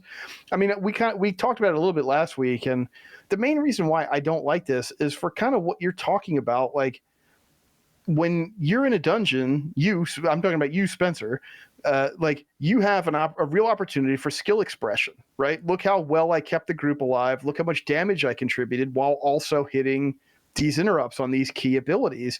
Like that feels really good as a player, right? To be able to kind of just master your full kit of ability. I mean, that's one of the great things about Mythic Plus is that the way that you have to consider all the different abilities in your kit, all the things your character can do in these different situations, and then being able to execute them, that just feels really good as a player. And I feel like just straight up saying, you play healer spec? No, you don't get to. You don't get to have the option to express that skill. is weird. I think it's cool that Resto Shaman keep Wind Shear. It is the most iconic like interrupt among the healer specs, and the 30-second cooldown is a little outrageous, but as long as the content doesn't leave you in a spot where you feel like you need it more frequently than that, then it's okay. I think of like, remember the duo boss in Stone Core? Or not Stone Core, Stone Vault. Stone Core was a while ago. Stone Vault, where the one boss would jump away and then start doing a cast. And a lot of times, like, your best ranged interrupt option, it was season 1 War Within, you were probably playing with a Resto Shaman, right? It was just kind of a natural thing. I did many Stone Vault where that was just the default option. Like, okay, the Shaman healer is going to Wind Shear the boss's cast when it jumps away. I guess as long as you don't have stuff like that happening more frequently than 30 seconds, then the Shaman could still do something like that. So I don't know. I understand why this was controversial, and I think really it is because taking stuff away from players just doesn't feel good, even if you're doing it for a good reason or because you're trying to move stuff into a good direction. Like, players want to have those moments where they feel like they're exhibiting mastery of their spec, or right, that they're playing really well in a tight moment. It also does beg the question. I mean, they mention in delves and stuff like that, but hey, yeah, how does this affect solo healer content? That remains to be seen. Is there maybe some kind of other, maybe I don't know, a solo healer with Valeera means that Valeera will automatically kick important stuff or whatever. But then the game is kind of playing itself for you in a way. Like, again, it comes back to the skill expression thing, I feel like. So let me dive in. Let me dive into this a little bit, because the thing to remember is the interrupt is not the only way we had to disrupt, right? Like, that's true. As a druid, I have Mighty Bash, I have Typhoon, I have Incapacitating Roar, I can cast Cyclone on a mob. All these things have existed forever, all right? We didn't get an interrupt where we could actually like shapeshift and interrupt things until like the last 3 years. That's what we got, an interrupt. Before then, we just didn't have one as a Resto Druid. So to me, it's not like a dramatic change. I agree with you entirely. I like the skill expression, but there's other ways I feel like even you could be a Tauren Druid and use War Stomp. There's a bunch of things you can do to sort of interrupt and disrupt these. And with the changes to stuns, you could have Mighty Bash and War Stomp, which means you could use both of those as disruptions when you're looking to do it, to actually interrupt that cast or mess up whatever that is that's going on and buy time for your DPS. So it isn't as though, it was a situation where we've lost this interrupt. It means that there's nothing we can do to express skill about interrupting mobs. There's still lots of other buttons we can press, like the Vortex and Typhoon to group everything up. That's been around for a long time, and we love that. That's a really cool thing that druids can do, true, right? That's really rad. And choosing to do that at the right time, where you're not only interrupting mobs, but you're pulling them all together and all the DPS pile on them and a big AoE, cluster happens, is great, and it feels really good. And those are little things we can do. So I feel like, yes, we are losing a piece of our toolkit when it comes to losing an interrupt. I don't feel like we've just like been taken out of we can actually address issues with mobs entirely space, because there's still lots of other disruptions. There's Blinding Light and Hammer of Justice and like lots of other buttons people can hit to just disrupt a group of mobs and have those casts not go off or have things not happen. So I want to be sure that's still in people's thoughts, right? Of like, we've lost interrupt. That's one specific thing that requires you to target a specific mob, wait for a cast to happen, and hit that cast, as opposed to I'm healing, I press Incapacitating Roar. It's just an AoE, everything around me gets disoriented for a second. Like, I don't have to focus on anything. Right. I can just press that or just and Typhoon keep moving, or whatever. Right? Or just Typhoon, and everything in front of me gets knocked backwards, as opposed to like having to target a specific mob and wait for a specific cast to happen. So I kind of like that. And like I said, I'm willing to sort of, try it out and see what this is going to feel like. Yeah, I mean, I think it's the biggest thing for me. It's always, man, it's always really weird this time of, one expansion winding down, alpha ramping up into beta into new expansion, because there's so much information coming out, and very few of us really have the time or bandwidth to extensively playtest any of it. And stuff is changing on the fly so much. So it's hard to get a handle on expectations, what to expect, and I think a lot of players are feeling that right now. I certainly am, but I'm trying to just look at bigger picture stuff, and I'm not really getting into kind of nitty gritty like weekly build tuning and stuff, because it's still subject to change so much. I mean, I think this kind of philosophical stuff is not likely to change at least through season 1. But yeah, I think, the biggest thing is, in a world where, okay, you're removing this many interrupt abilities from the overall pool among specs, then is that an opportunity to adjust, or does this come along with kind of a shift in philosophy with how much stuff is casting interruptible spells during, dungeon combat or whatever? And I hope they take advantage. I want to see them turn the tempo down a bit in combat overall. I don't want to go back to TBC. I don't want to Sheep Moon and Trap Square and all. I don't want to do that. But also, the bigger and bigger AoE pulls, and everybody's AoEing everything, and just pull as much as you can and AoE it all. And that means that the big challenge they present you then is, can you interrupt all this stuff? Because if you let any of it go off, it kills you. How much of it how many interrupts can you manage with as much stuff as you're pulling really becomes that's the challenge they've been presenting us. Sure. I feel like in War Within. And I would love to see that knob get dialed back a little bit. Let's have stuff that's a little bit more dangerous overall to the group, but more counterplayable. That is a space I would like to be in, and for them to explore more. I agree, and the last paragraph of this is like them dipping their toe into exploring that. They say, with the removal of interrupt capabilities from healers, we're making an effort to change the behavior of enemies that use spells like Shoot or Frostbolt. We want enemies with these spells to more evenly spread their targeting to different players of your group, which should reduce cases where a single player might take a large spike of damage while others receive none. And that's where I found I needed to be interrupting the most, is like Blood Bolts and all sorts of, spells where I know that I see 3 people, and because of combat add-ons, I can see 3 enemies all line up a cast on the same person. I can see that happen. And I go, I have to interrupt one of these, otherwise that person's just going to get one shot and there's nothing I can do about it. Like, I could throw Ironbark on them and maybe they live if they also hit something else, maybe. But otherwise they're going to take, like 27 million damage from 9 million from each of these bolts, and that's going to be it, and there's nothing I can do about it. So that's where interrupting for me kicked in. So if they're already twisting the knobs a little bit to be like, okay, you can no longer always target the hunter with 3 of these bolts every single time, right? That once one mob has decided it's attacking a target, all other mobs cannot attack that target with a spell, is an interesting thought that might, be something they're playing with. So we'll see where that goes. The tail end of this is just, again, we have more to come for classes in Midnight testing. We'll continue to outline all of this in development notes with each build, and we'll continue to read your feedback as we iterate on class design. In particular, we're looking forward to evaluating these classes based on the play testing of content like endgame dungeons and delves when they come to the test environment. Okay, man. Yeah. So beta weeks 2 and 3. Yeah, exactly. Yeah, pretty much. We know what that means now. Yeah. I actually I love the change with enemy behavior. Man, let me tell you how much over the years I have come to really hate enemies that cast spells like Shoot. Yep. I hate Shoot, and I hate things that shoot. I want to be able to control everything on the battlefield and group it up and keep it there and thunderclap it and make my group kill it. That's what I want to do. And things that shoot don't let me do that. And you think about right now, Priory, maybe that's kind of a good example where, that first boss trash, you get some big pulls going, and suddenly the shooter guys, I forget exactly what the mobs are called off the top of my head right now, but they all cast pot shot at one target. Right. Guess what? Your healer had no time to react to that. Nobody could stop it from happening, and now that player is just dead.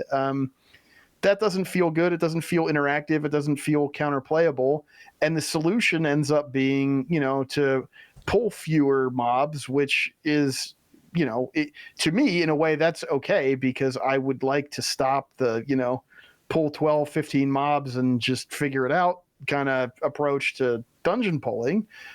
But the way the timers are set up and the enemy forces are set up, like, you have to pull dungeons big in order to time them. And so these end up being the challenges that are kind of created. We can turn down the tempo on all this, and then your healer has time to react. Okay, this guy got shot first, so I need to address that. But while that's happening, now a Frostbolt or whatever went off on somebody else, so let me get them next. And you're doing more of this, traditional kind of healer triage versus just going all out because, oh, there's 3 shooters in this pack and somebody's just going to get globaled or something. I feel like there's just room for more nuance and texture in the combat than that, and especially at the outset of an expansion. Right now everything, if you're playing 12s in War Within at this point at 727 item level, you can go a little over the top, but I think the opportunity to push a big reset button and have stuff feel more deliberate, more intentional, right? More decision making in the moment. To me, that's just more rewarding as a player instead of I just AoE until we're out of combat. Sorry, I was just listening because it was so interesting hearing you talk about it. I was just listening to you talk. I'm definitely thrilled with them basically making these changes to the dials of interrupts and the dials of casting and the dials of tempo in dungeons, because we need to see what that's going to feel like. There was a conversation, well, at least I guess a note that I sort of put out there on Twitter to get some feedback on it from people being like, with Blizzard making the commitment they've made to combat add-ons, are they now at that, you cannot pull a ripcord, you cannot back out of this point, because their encounter design team has now been designing encounters with the consideration in mind of no combat add-ons, which means if they backed off this combat add-ons thing too much and allowed like weak auras in their current state to exist in Midnight, would it just entirely trivialize all of the encounters and everything, because none of the encounters were designed with that stuff in mind, right? It's that tricky thing of production schedule of, now that they've sort of committed down this path, are they kind of like, there's no going back, like they are committed. They're going to continue to open up the doors here and there to allow different customizations and skinning and all this sort of stuff that can happen. And there's going to be certain things that can work in combat and some things that don't, and et cetera, et cetera. They're still tweaking those sorts of aspects. But at this point, like, we're seeing raid testing coming in like end of November, which means we're in that situation where, yeah, they're like, the encounters are being designed, guys. Like, we can't have the current weak auras and current add-ons that exist now in that expansion without them massively trivializing the content that they're creating, because you have to imagine they're designing content with all, like, they're planning on, hey, this has to be the first raid tier of a new expansion, which is automatically an easier raid and raid tier, and it's the first one with not only massive healing changes and changes to classes and how they work, but also no combat add-ons. So and it's the introduction of all of our new stuff that we put into the game, and that has to all work properly too. So like, I have to imagine they're like dumbing this stuff down so that you aren't concerned about that happening. And so if they ever backed out on this whole add-on conversation they're having, like, they're kind of committed into that path. I think you'd end up with a really trivialized, boring chunk of content if you had an add-on that just literally could tell you exactly what to do and when to do it with the fights that they're designing right now, because they're not, complex problem solving, lots of things happening at once kind of fights, I'd imagine. But I don't know. We'll have to see what they do. Yeah, I hope not. Right? Like, that's kind of the whole point, I think. I mean, I feel like I was having this conversation, I think, with my raid team in the Discord this week, where it's like, part of what I like about raid leading is the shot calling and kind of that on the fly problem solving and communication. And because of the prevalence of add-ons and the speed of combat, it's really gotten to the point where it's not advisable a lot of times on raid fights, right? Like, you need people to be paying attention to their add-on call outs is a lot of what we've kind of landed on in the last few years. And I think that's a thing they really want to change, and have just more organic communication be the thing that carries you through a raid boss strategy or whatever. That sounds great to me. And I think, maybe these other changes that we're seeing with, the healer changes, the kind of streamlining some class stuff and changing some mob behavior. Maybe these all end up creating an experience that is less frenetic from moment to moment and allows you more of that kind of organic communication between players. Like the players are doing it together more so than like, okay, we're all just waiting for instructions from the UI or whatever. We'll see.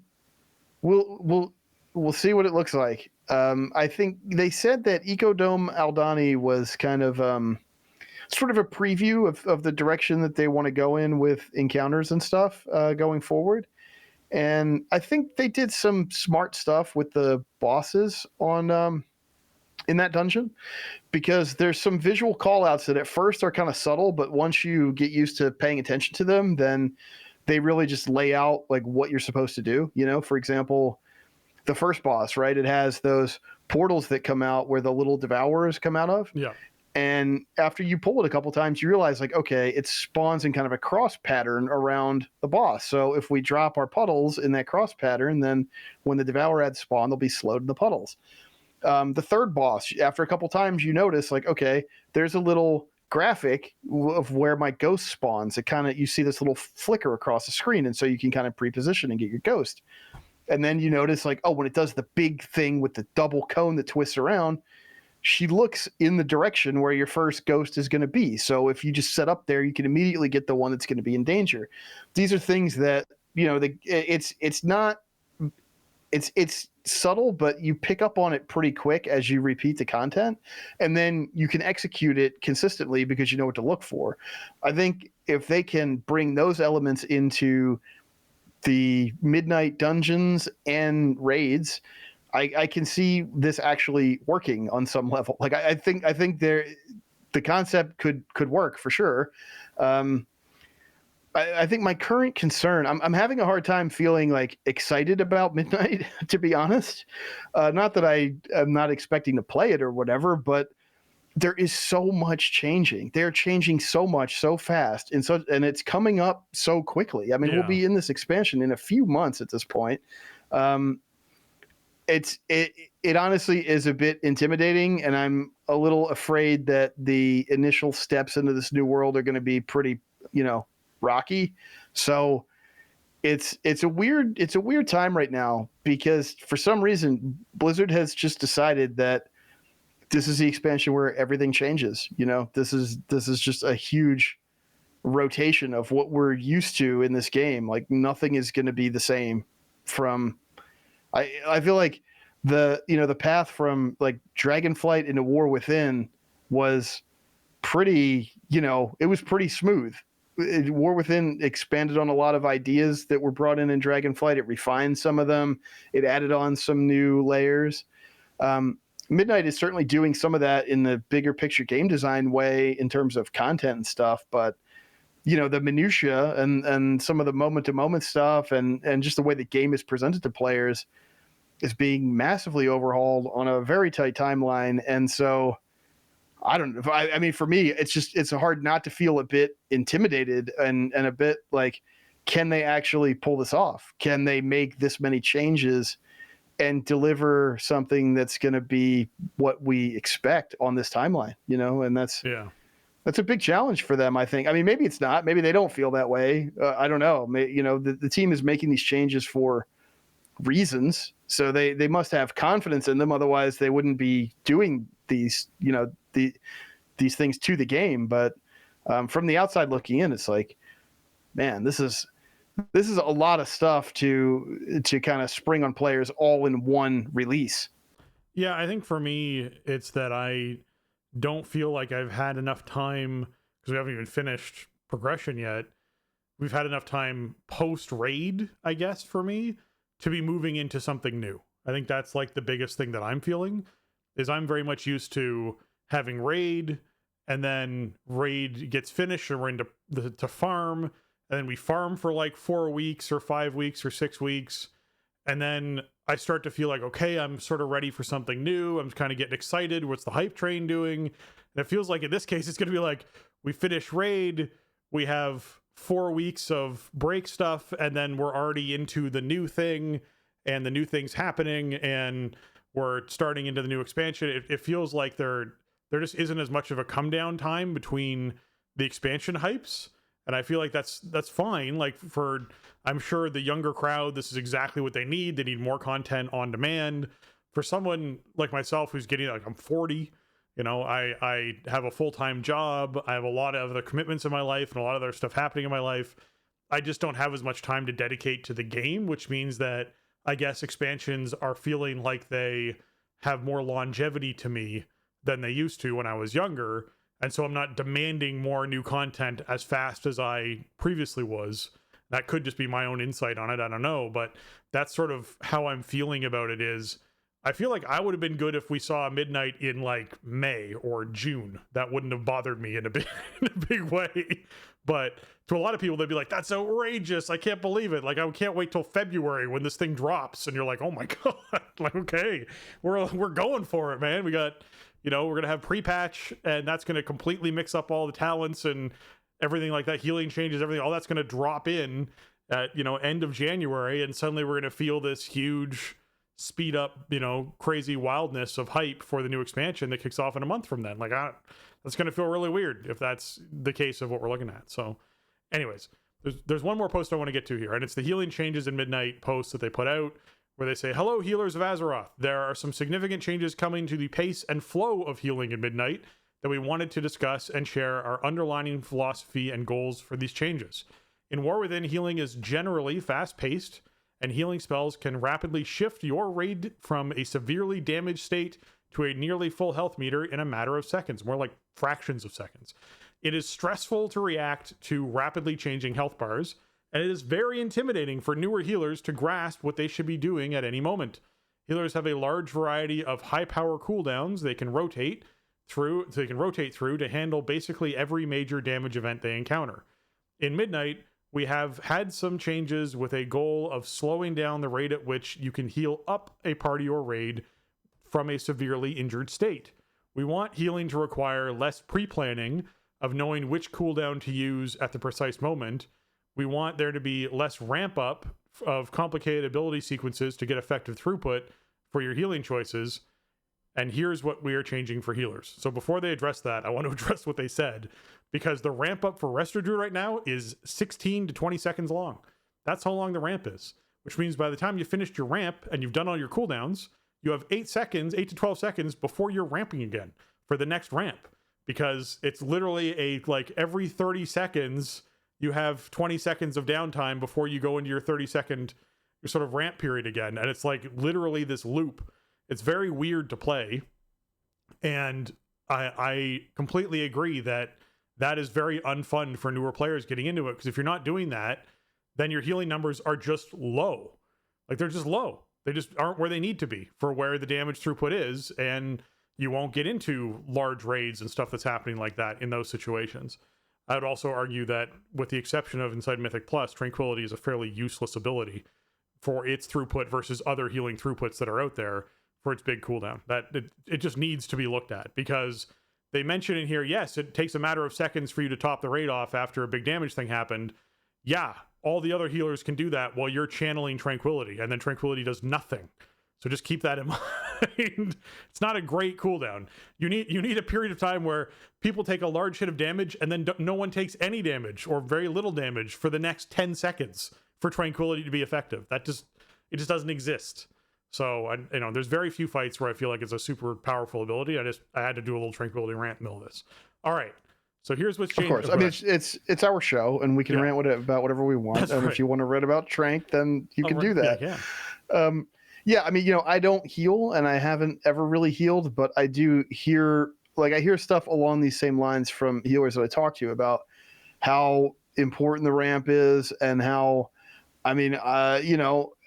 how different classes play, and sometimes the skills are not portable from one to the other, because you need so much foreknowledge of how a spec ramps and where it hits its stride, and how to react to stuff that happens in an encounter with it specifically. So that can be really tough, and healing is an essential part of the game, and we need people to feel like healing specs are fun to play and that they're empowered to play them. That's a really important part of, raiding, especially existing, I feel like, because you need, a bunch of healers for your raid team. So you better have people that want to play it, and it needs to be fun. I think it's you mentioned it too. Like, it's kind of an understatement when they say like healing spells can rapidly shift your raid from a severely damaged state to nearly full health bar in a matter of seconds. And yeah, it is that. But what I was thinking about when I read this is, like, since we've been doing the show, how many times have we, especially late in expansions, have we ended up in this spot and Blizzard's like, we want to slow the pace down. Yep. We don't want healing to be from 0 to 100 and back again. Yep. We want to have more nuance. We want to have more triage. We want to have more decision making.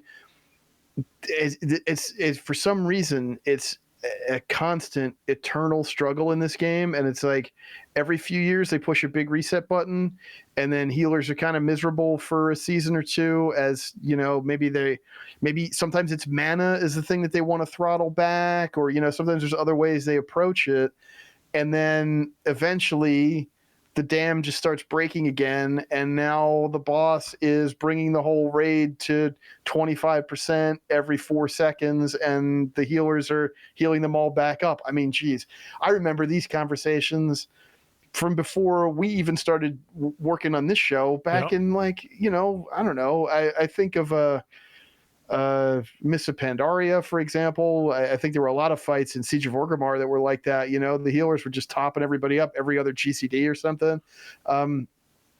It's just a weird spot that the game seems to naturally gravitate into over time, and I don't. I think it's worth tamping that down and rolling that back, and because healing should be generally more of like a role where you're making a lot of decisions, right? Like, you're okay, how do I react to this situation happening in the encounter?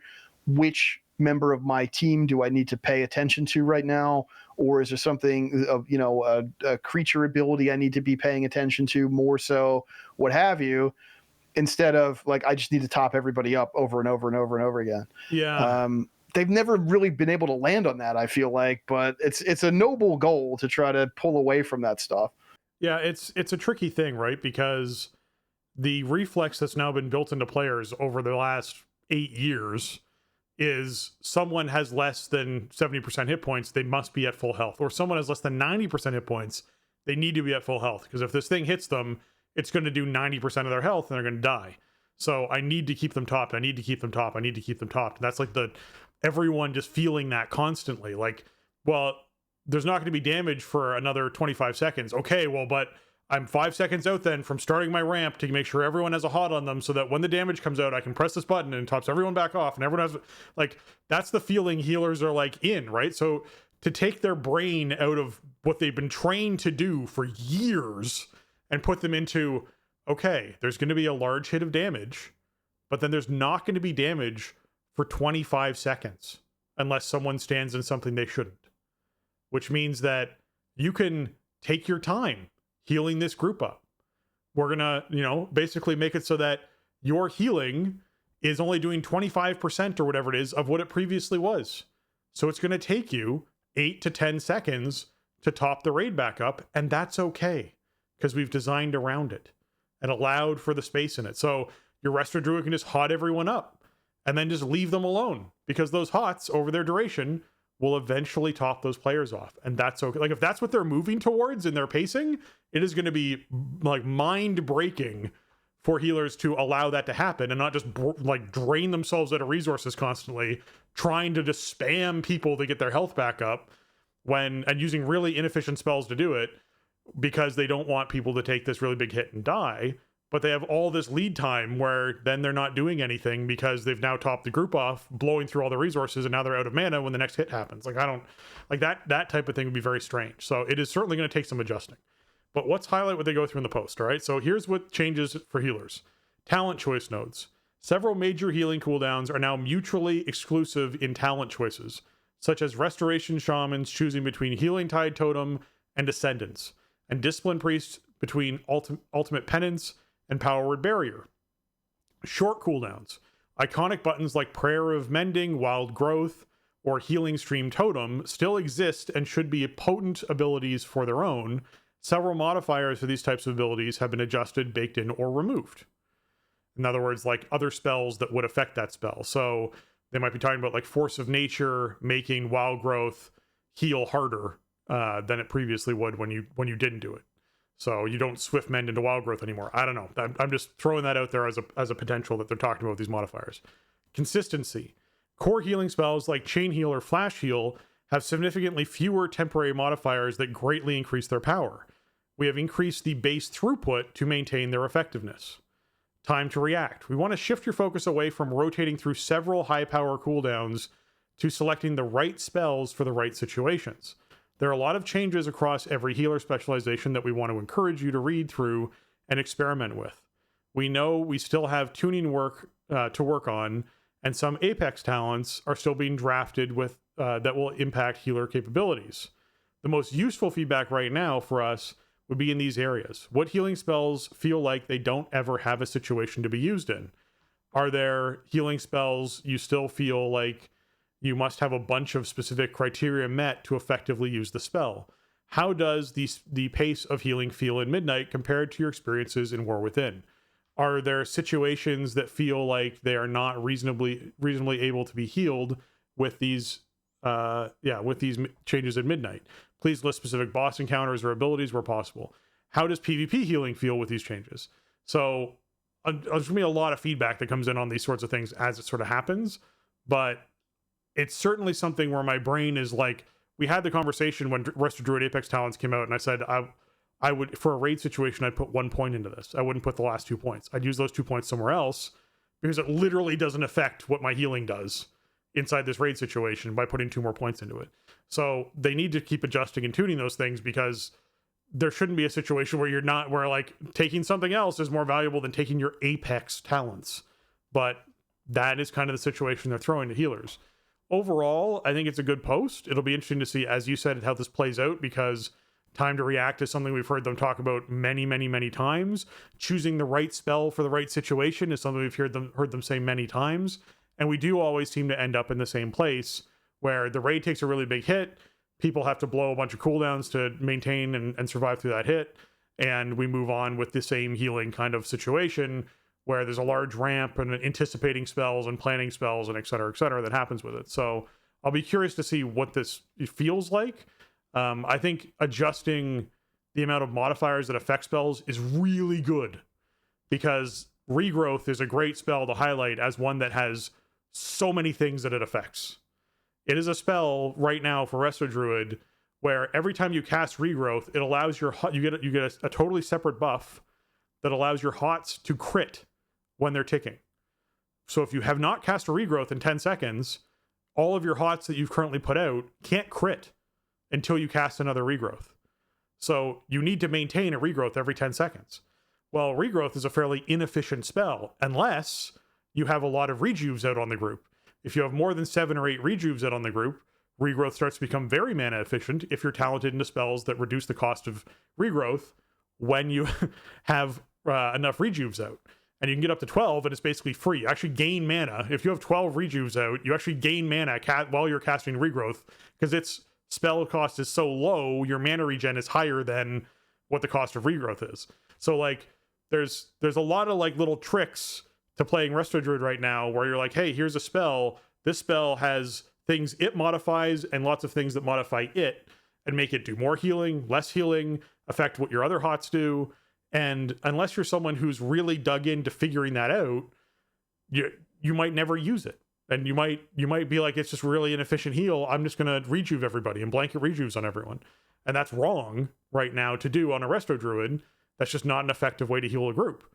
Whereas what the effective way is get 8 rejuves out and start casting Regrowths. If you're going to do a ramp, get more than 12 out and be sure you hit a way to extend those Regrowths and start pumping out Regrowths, and just like spam it over and over and over again. And you'll see fights where someone has cast more Regrowths than they did Rejuves, and you're like, how is this possible?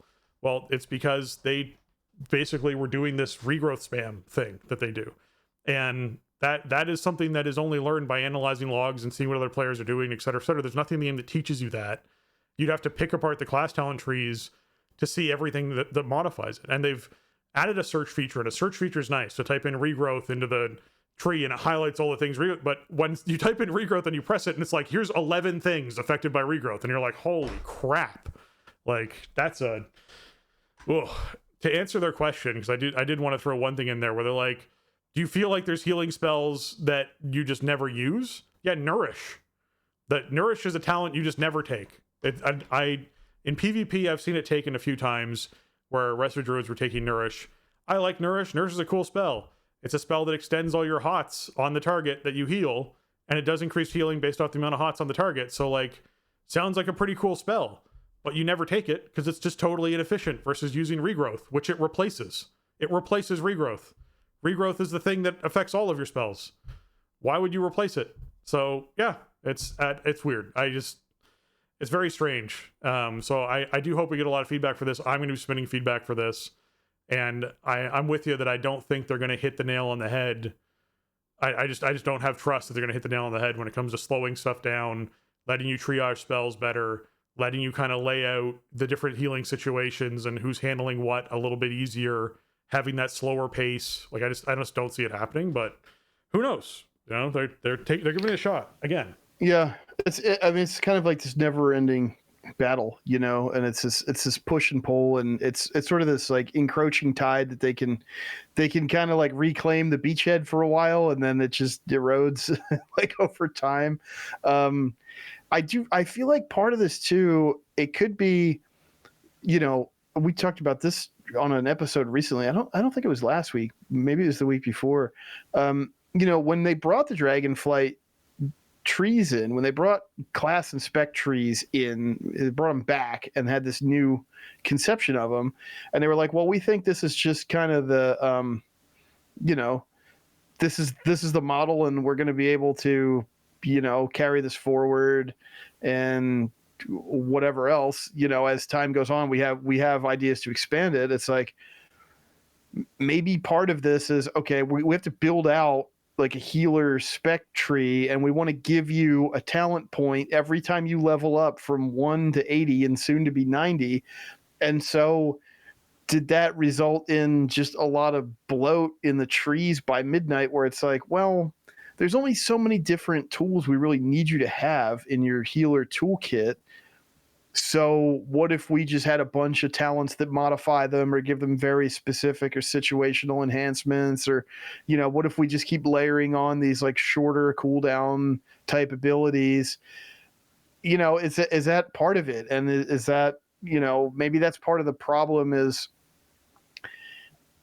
listen, we lived in an era, I guess it was in what, like BFA, where you would get to level 120 and you'd level up like, you get something when you leveled up like every five levels, right? Yep, yeah, every 5 levels. So yeah. Like that was like, I understand why they wanted to get away from that, but also having a thing where you have to have a button to click every level also creates some weird challenges in designing classes and just how kits actually play and what they're supposed to be doing, I feel like. So, I mean, I feel like these changes should make healing more accessible, right? You should be able to understand more of like, how do I play this spec? What is important to be doing? And I think that's really valuable. Like I said, we need people to be encouraged and empowered to play healer specs because we need healers in order for the game to function. Yeah. And it shouldn't be this kind of endurance test, or like you have people that are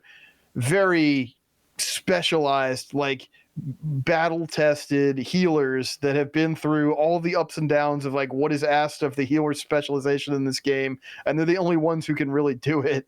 Yeah. That sort of feels like where we've been headed more and more over the years. And maybe it's just more of like community fatigue. Like people just want to kind of zone out in DPS and do their rotation, and they don't want to do these support roles anymore. Maybe. But I feel like if you can have more compelling and rewarding gameplay for healers, then more people will want to play it. So that I'm hopeful. It's like I said, it's a lot to change all at once. And then you have like there's always a big element of uncertainty coming into an expansion, right? Because we know stuff's going to be different, and we don't know what the new content is going to be like, and we're moving from, I mean, some of the dungeons in the pool right now were in the pool in season 1, and so just a year ago we were doing them on a weekly basis. So you're moving from a very familiar and solved environment into one that's completely unknown, and it's like, how do all these pieces fit together? I don't know. I mean, what they're saying about the philosophy here seems like a good step to take. And the biggest thing is, I mean, I think what it all really boils down to is encounter design. And are you presenting fights where these philosophies that you want to bring forward, do they actually function? Can players exist in the space that you're creating and play the way that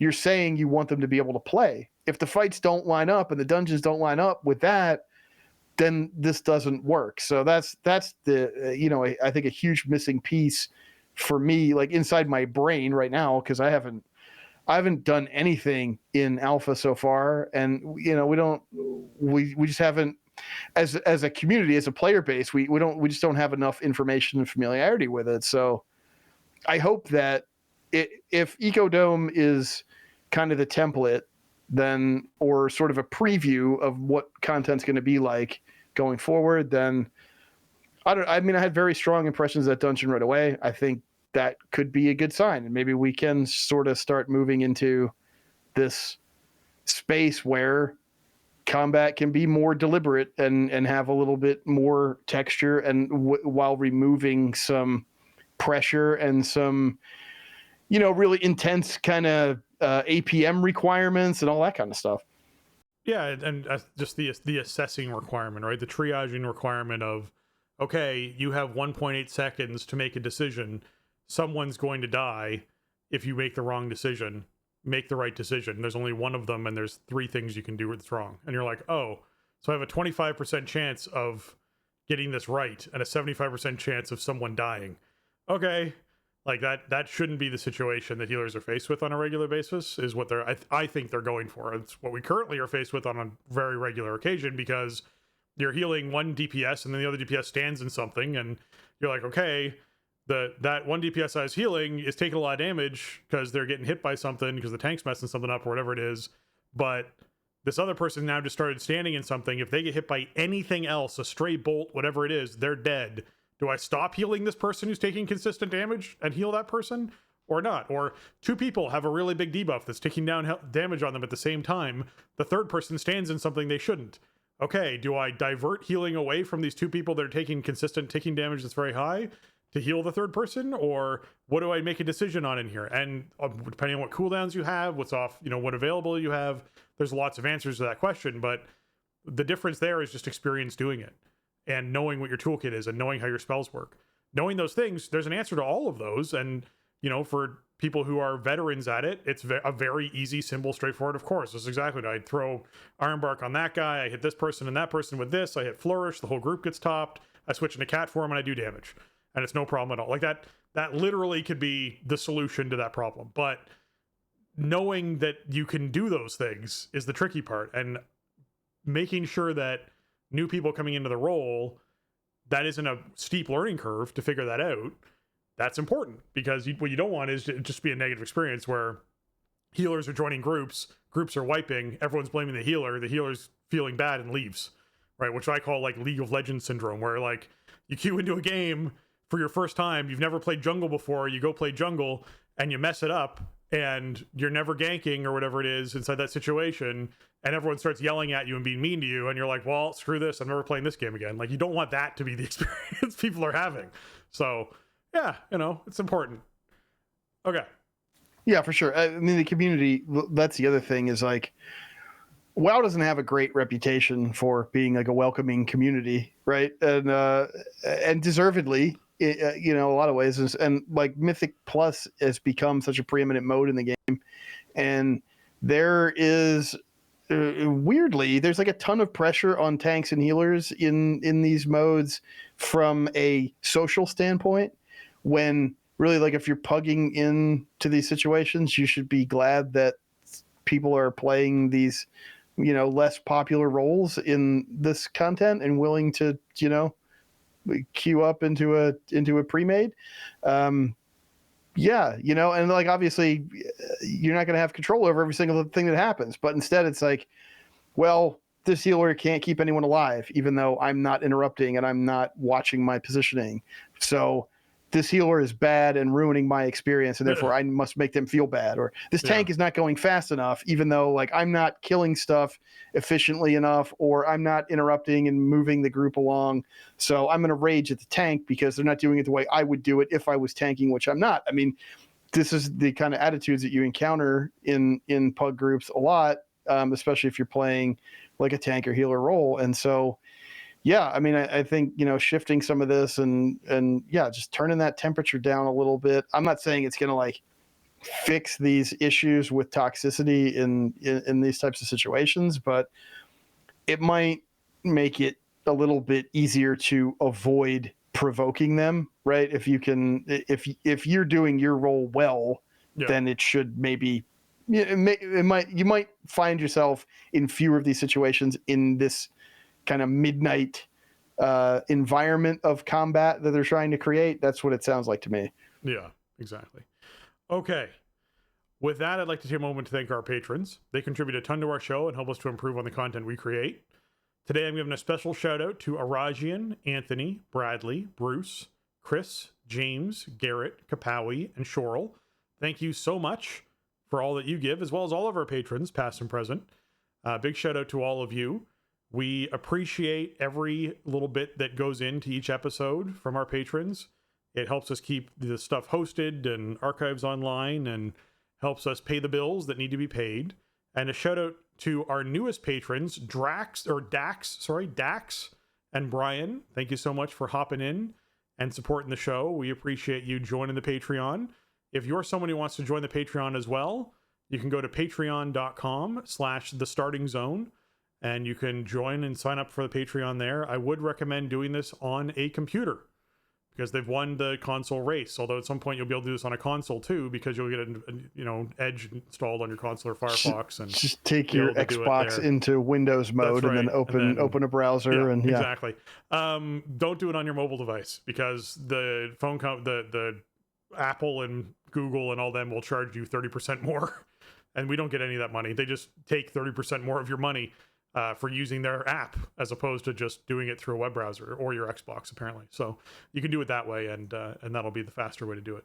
All right. Yes. Thank you again to our patrons. Absolutely. Welcome aboard, Dax and Brian. Great to have you with us. Thank you for supporting what we do around here. And yeah, we just can't say it enough. You know, this show really probably wouldn't exist as you've come to know it over the last many years without patron support. I mean, part of the reason why we're recording on a Thursday evening is because we gotta make sure that the patrons get what they expect from the feed, and so sometimes the schedule's got to shift around. We gotta just make it happen, even when there's challenges or it's not convenient or there's other things that need attention. We find a way to, get the show out as much as we humanly can. And the patrons are a big part of the reason why we do that. So thank you all for your contributions over the years. And as I always like to say, if you like today's episode, thank a patron. Yeah, there'd be substantially fewer Starting Zone episodes if it wasn't for patrons. That is a safe statement to make, because situations like this where like Friday doesn't work, Saturday doesn't work, Sunday I'm working a 12-hour day, Monday I work a 9-hour day, when can we record, what's going on schedule wise, it's just one of those like, okay, well, we're gonna do it on a Thursday night. Why? Because we want to get an episode in this week. We think we have an episode. It's over 2 hours long. So yes, we did in fact have an episode for us to chat about. So yeah, let's make sure it happens. And the Patreons are the Patreon is one of the things that definitely makes sure that happens. So thank you so much for that. Another great way to support the show is leaving us those 5-star reviews over on your iTunes and your Apple Podcast, your Spotify's. We always appreciate those when you can do them. That's going to wrap up episode 708 of The Starting Zone. If you want to check out show notes for this episode or leave us a comment on the show, you can head on over to thestartingzone.com, the official website for the Starting Zone podcast. If you want to contact the show and leave us your feedback or ask a question, you can email us at thestartingzone@gmail.com or reach out to us on Blue Sky at thestartingzone.bsky.social. or on X at The Starting Zone, or on Discord. You can join our Discord server by going to thestartingzone.com/Discord. And Jason, where can folks find you on the internet? You can find me on socials over on Twitter at Shieldwald or on Blue Sky at jlucas.bsky.social. I check both sites regularly, but mostly post to Blue Sky, although I haven't even really been posting anything of late. But either way, I am on both of those sites all the time, so come say hi.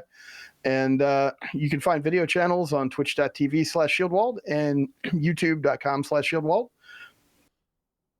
Streams have been kind of dormant. I haven't streamed actually in the last 2 weeks. I don't know if I'm on hiatus until more midnight stuff starts ramping up or what. I'm just going to kind of play it by ear. I've been a little under the weather this week, which didn't really help my motivation either to try to talk to any more than I had to for an extended period of time. So I don't know. We'll check it out. We'll be on stream at some point doing WoW stuff.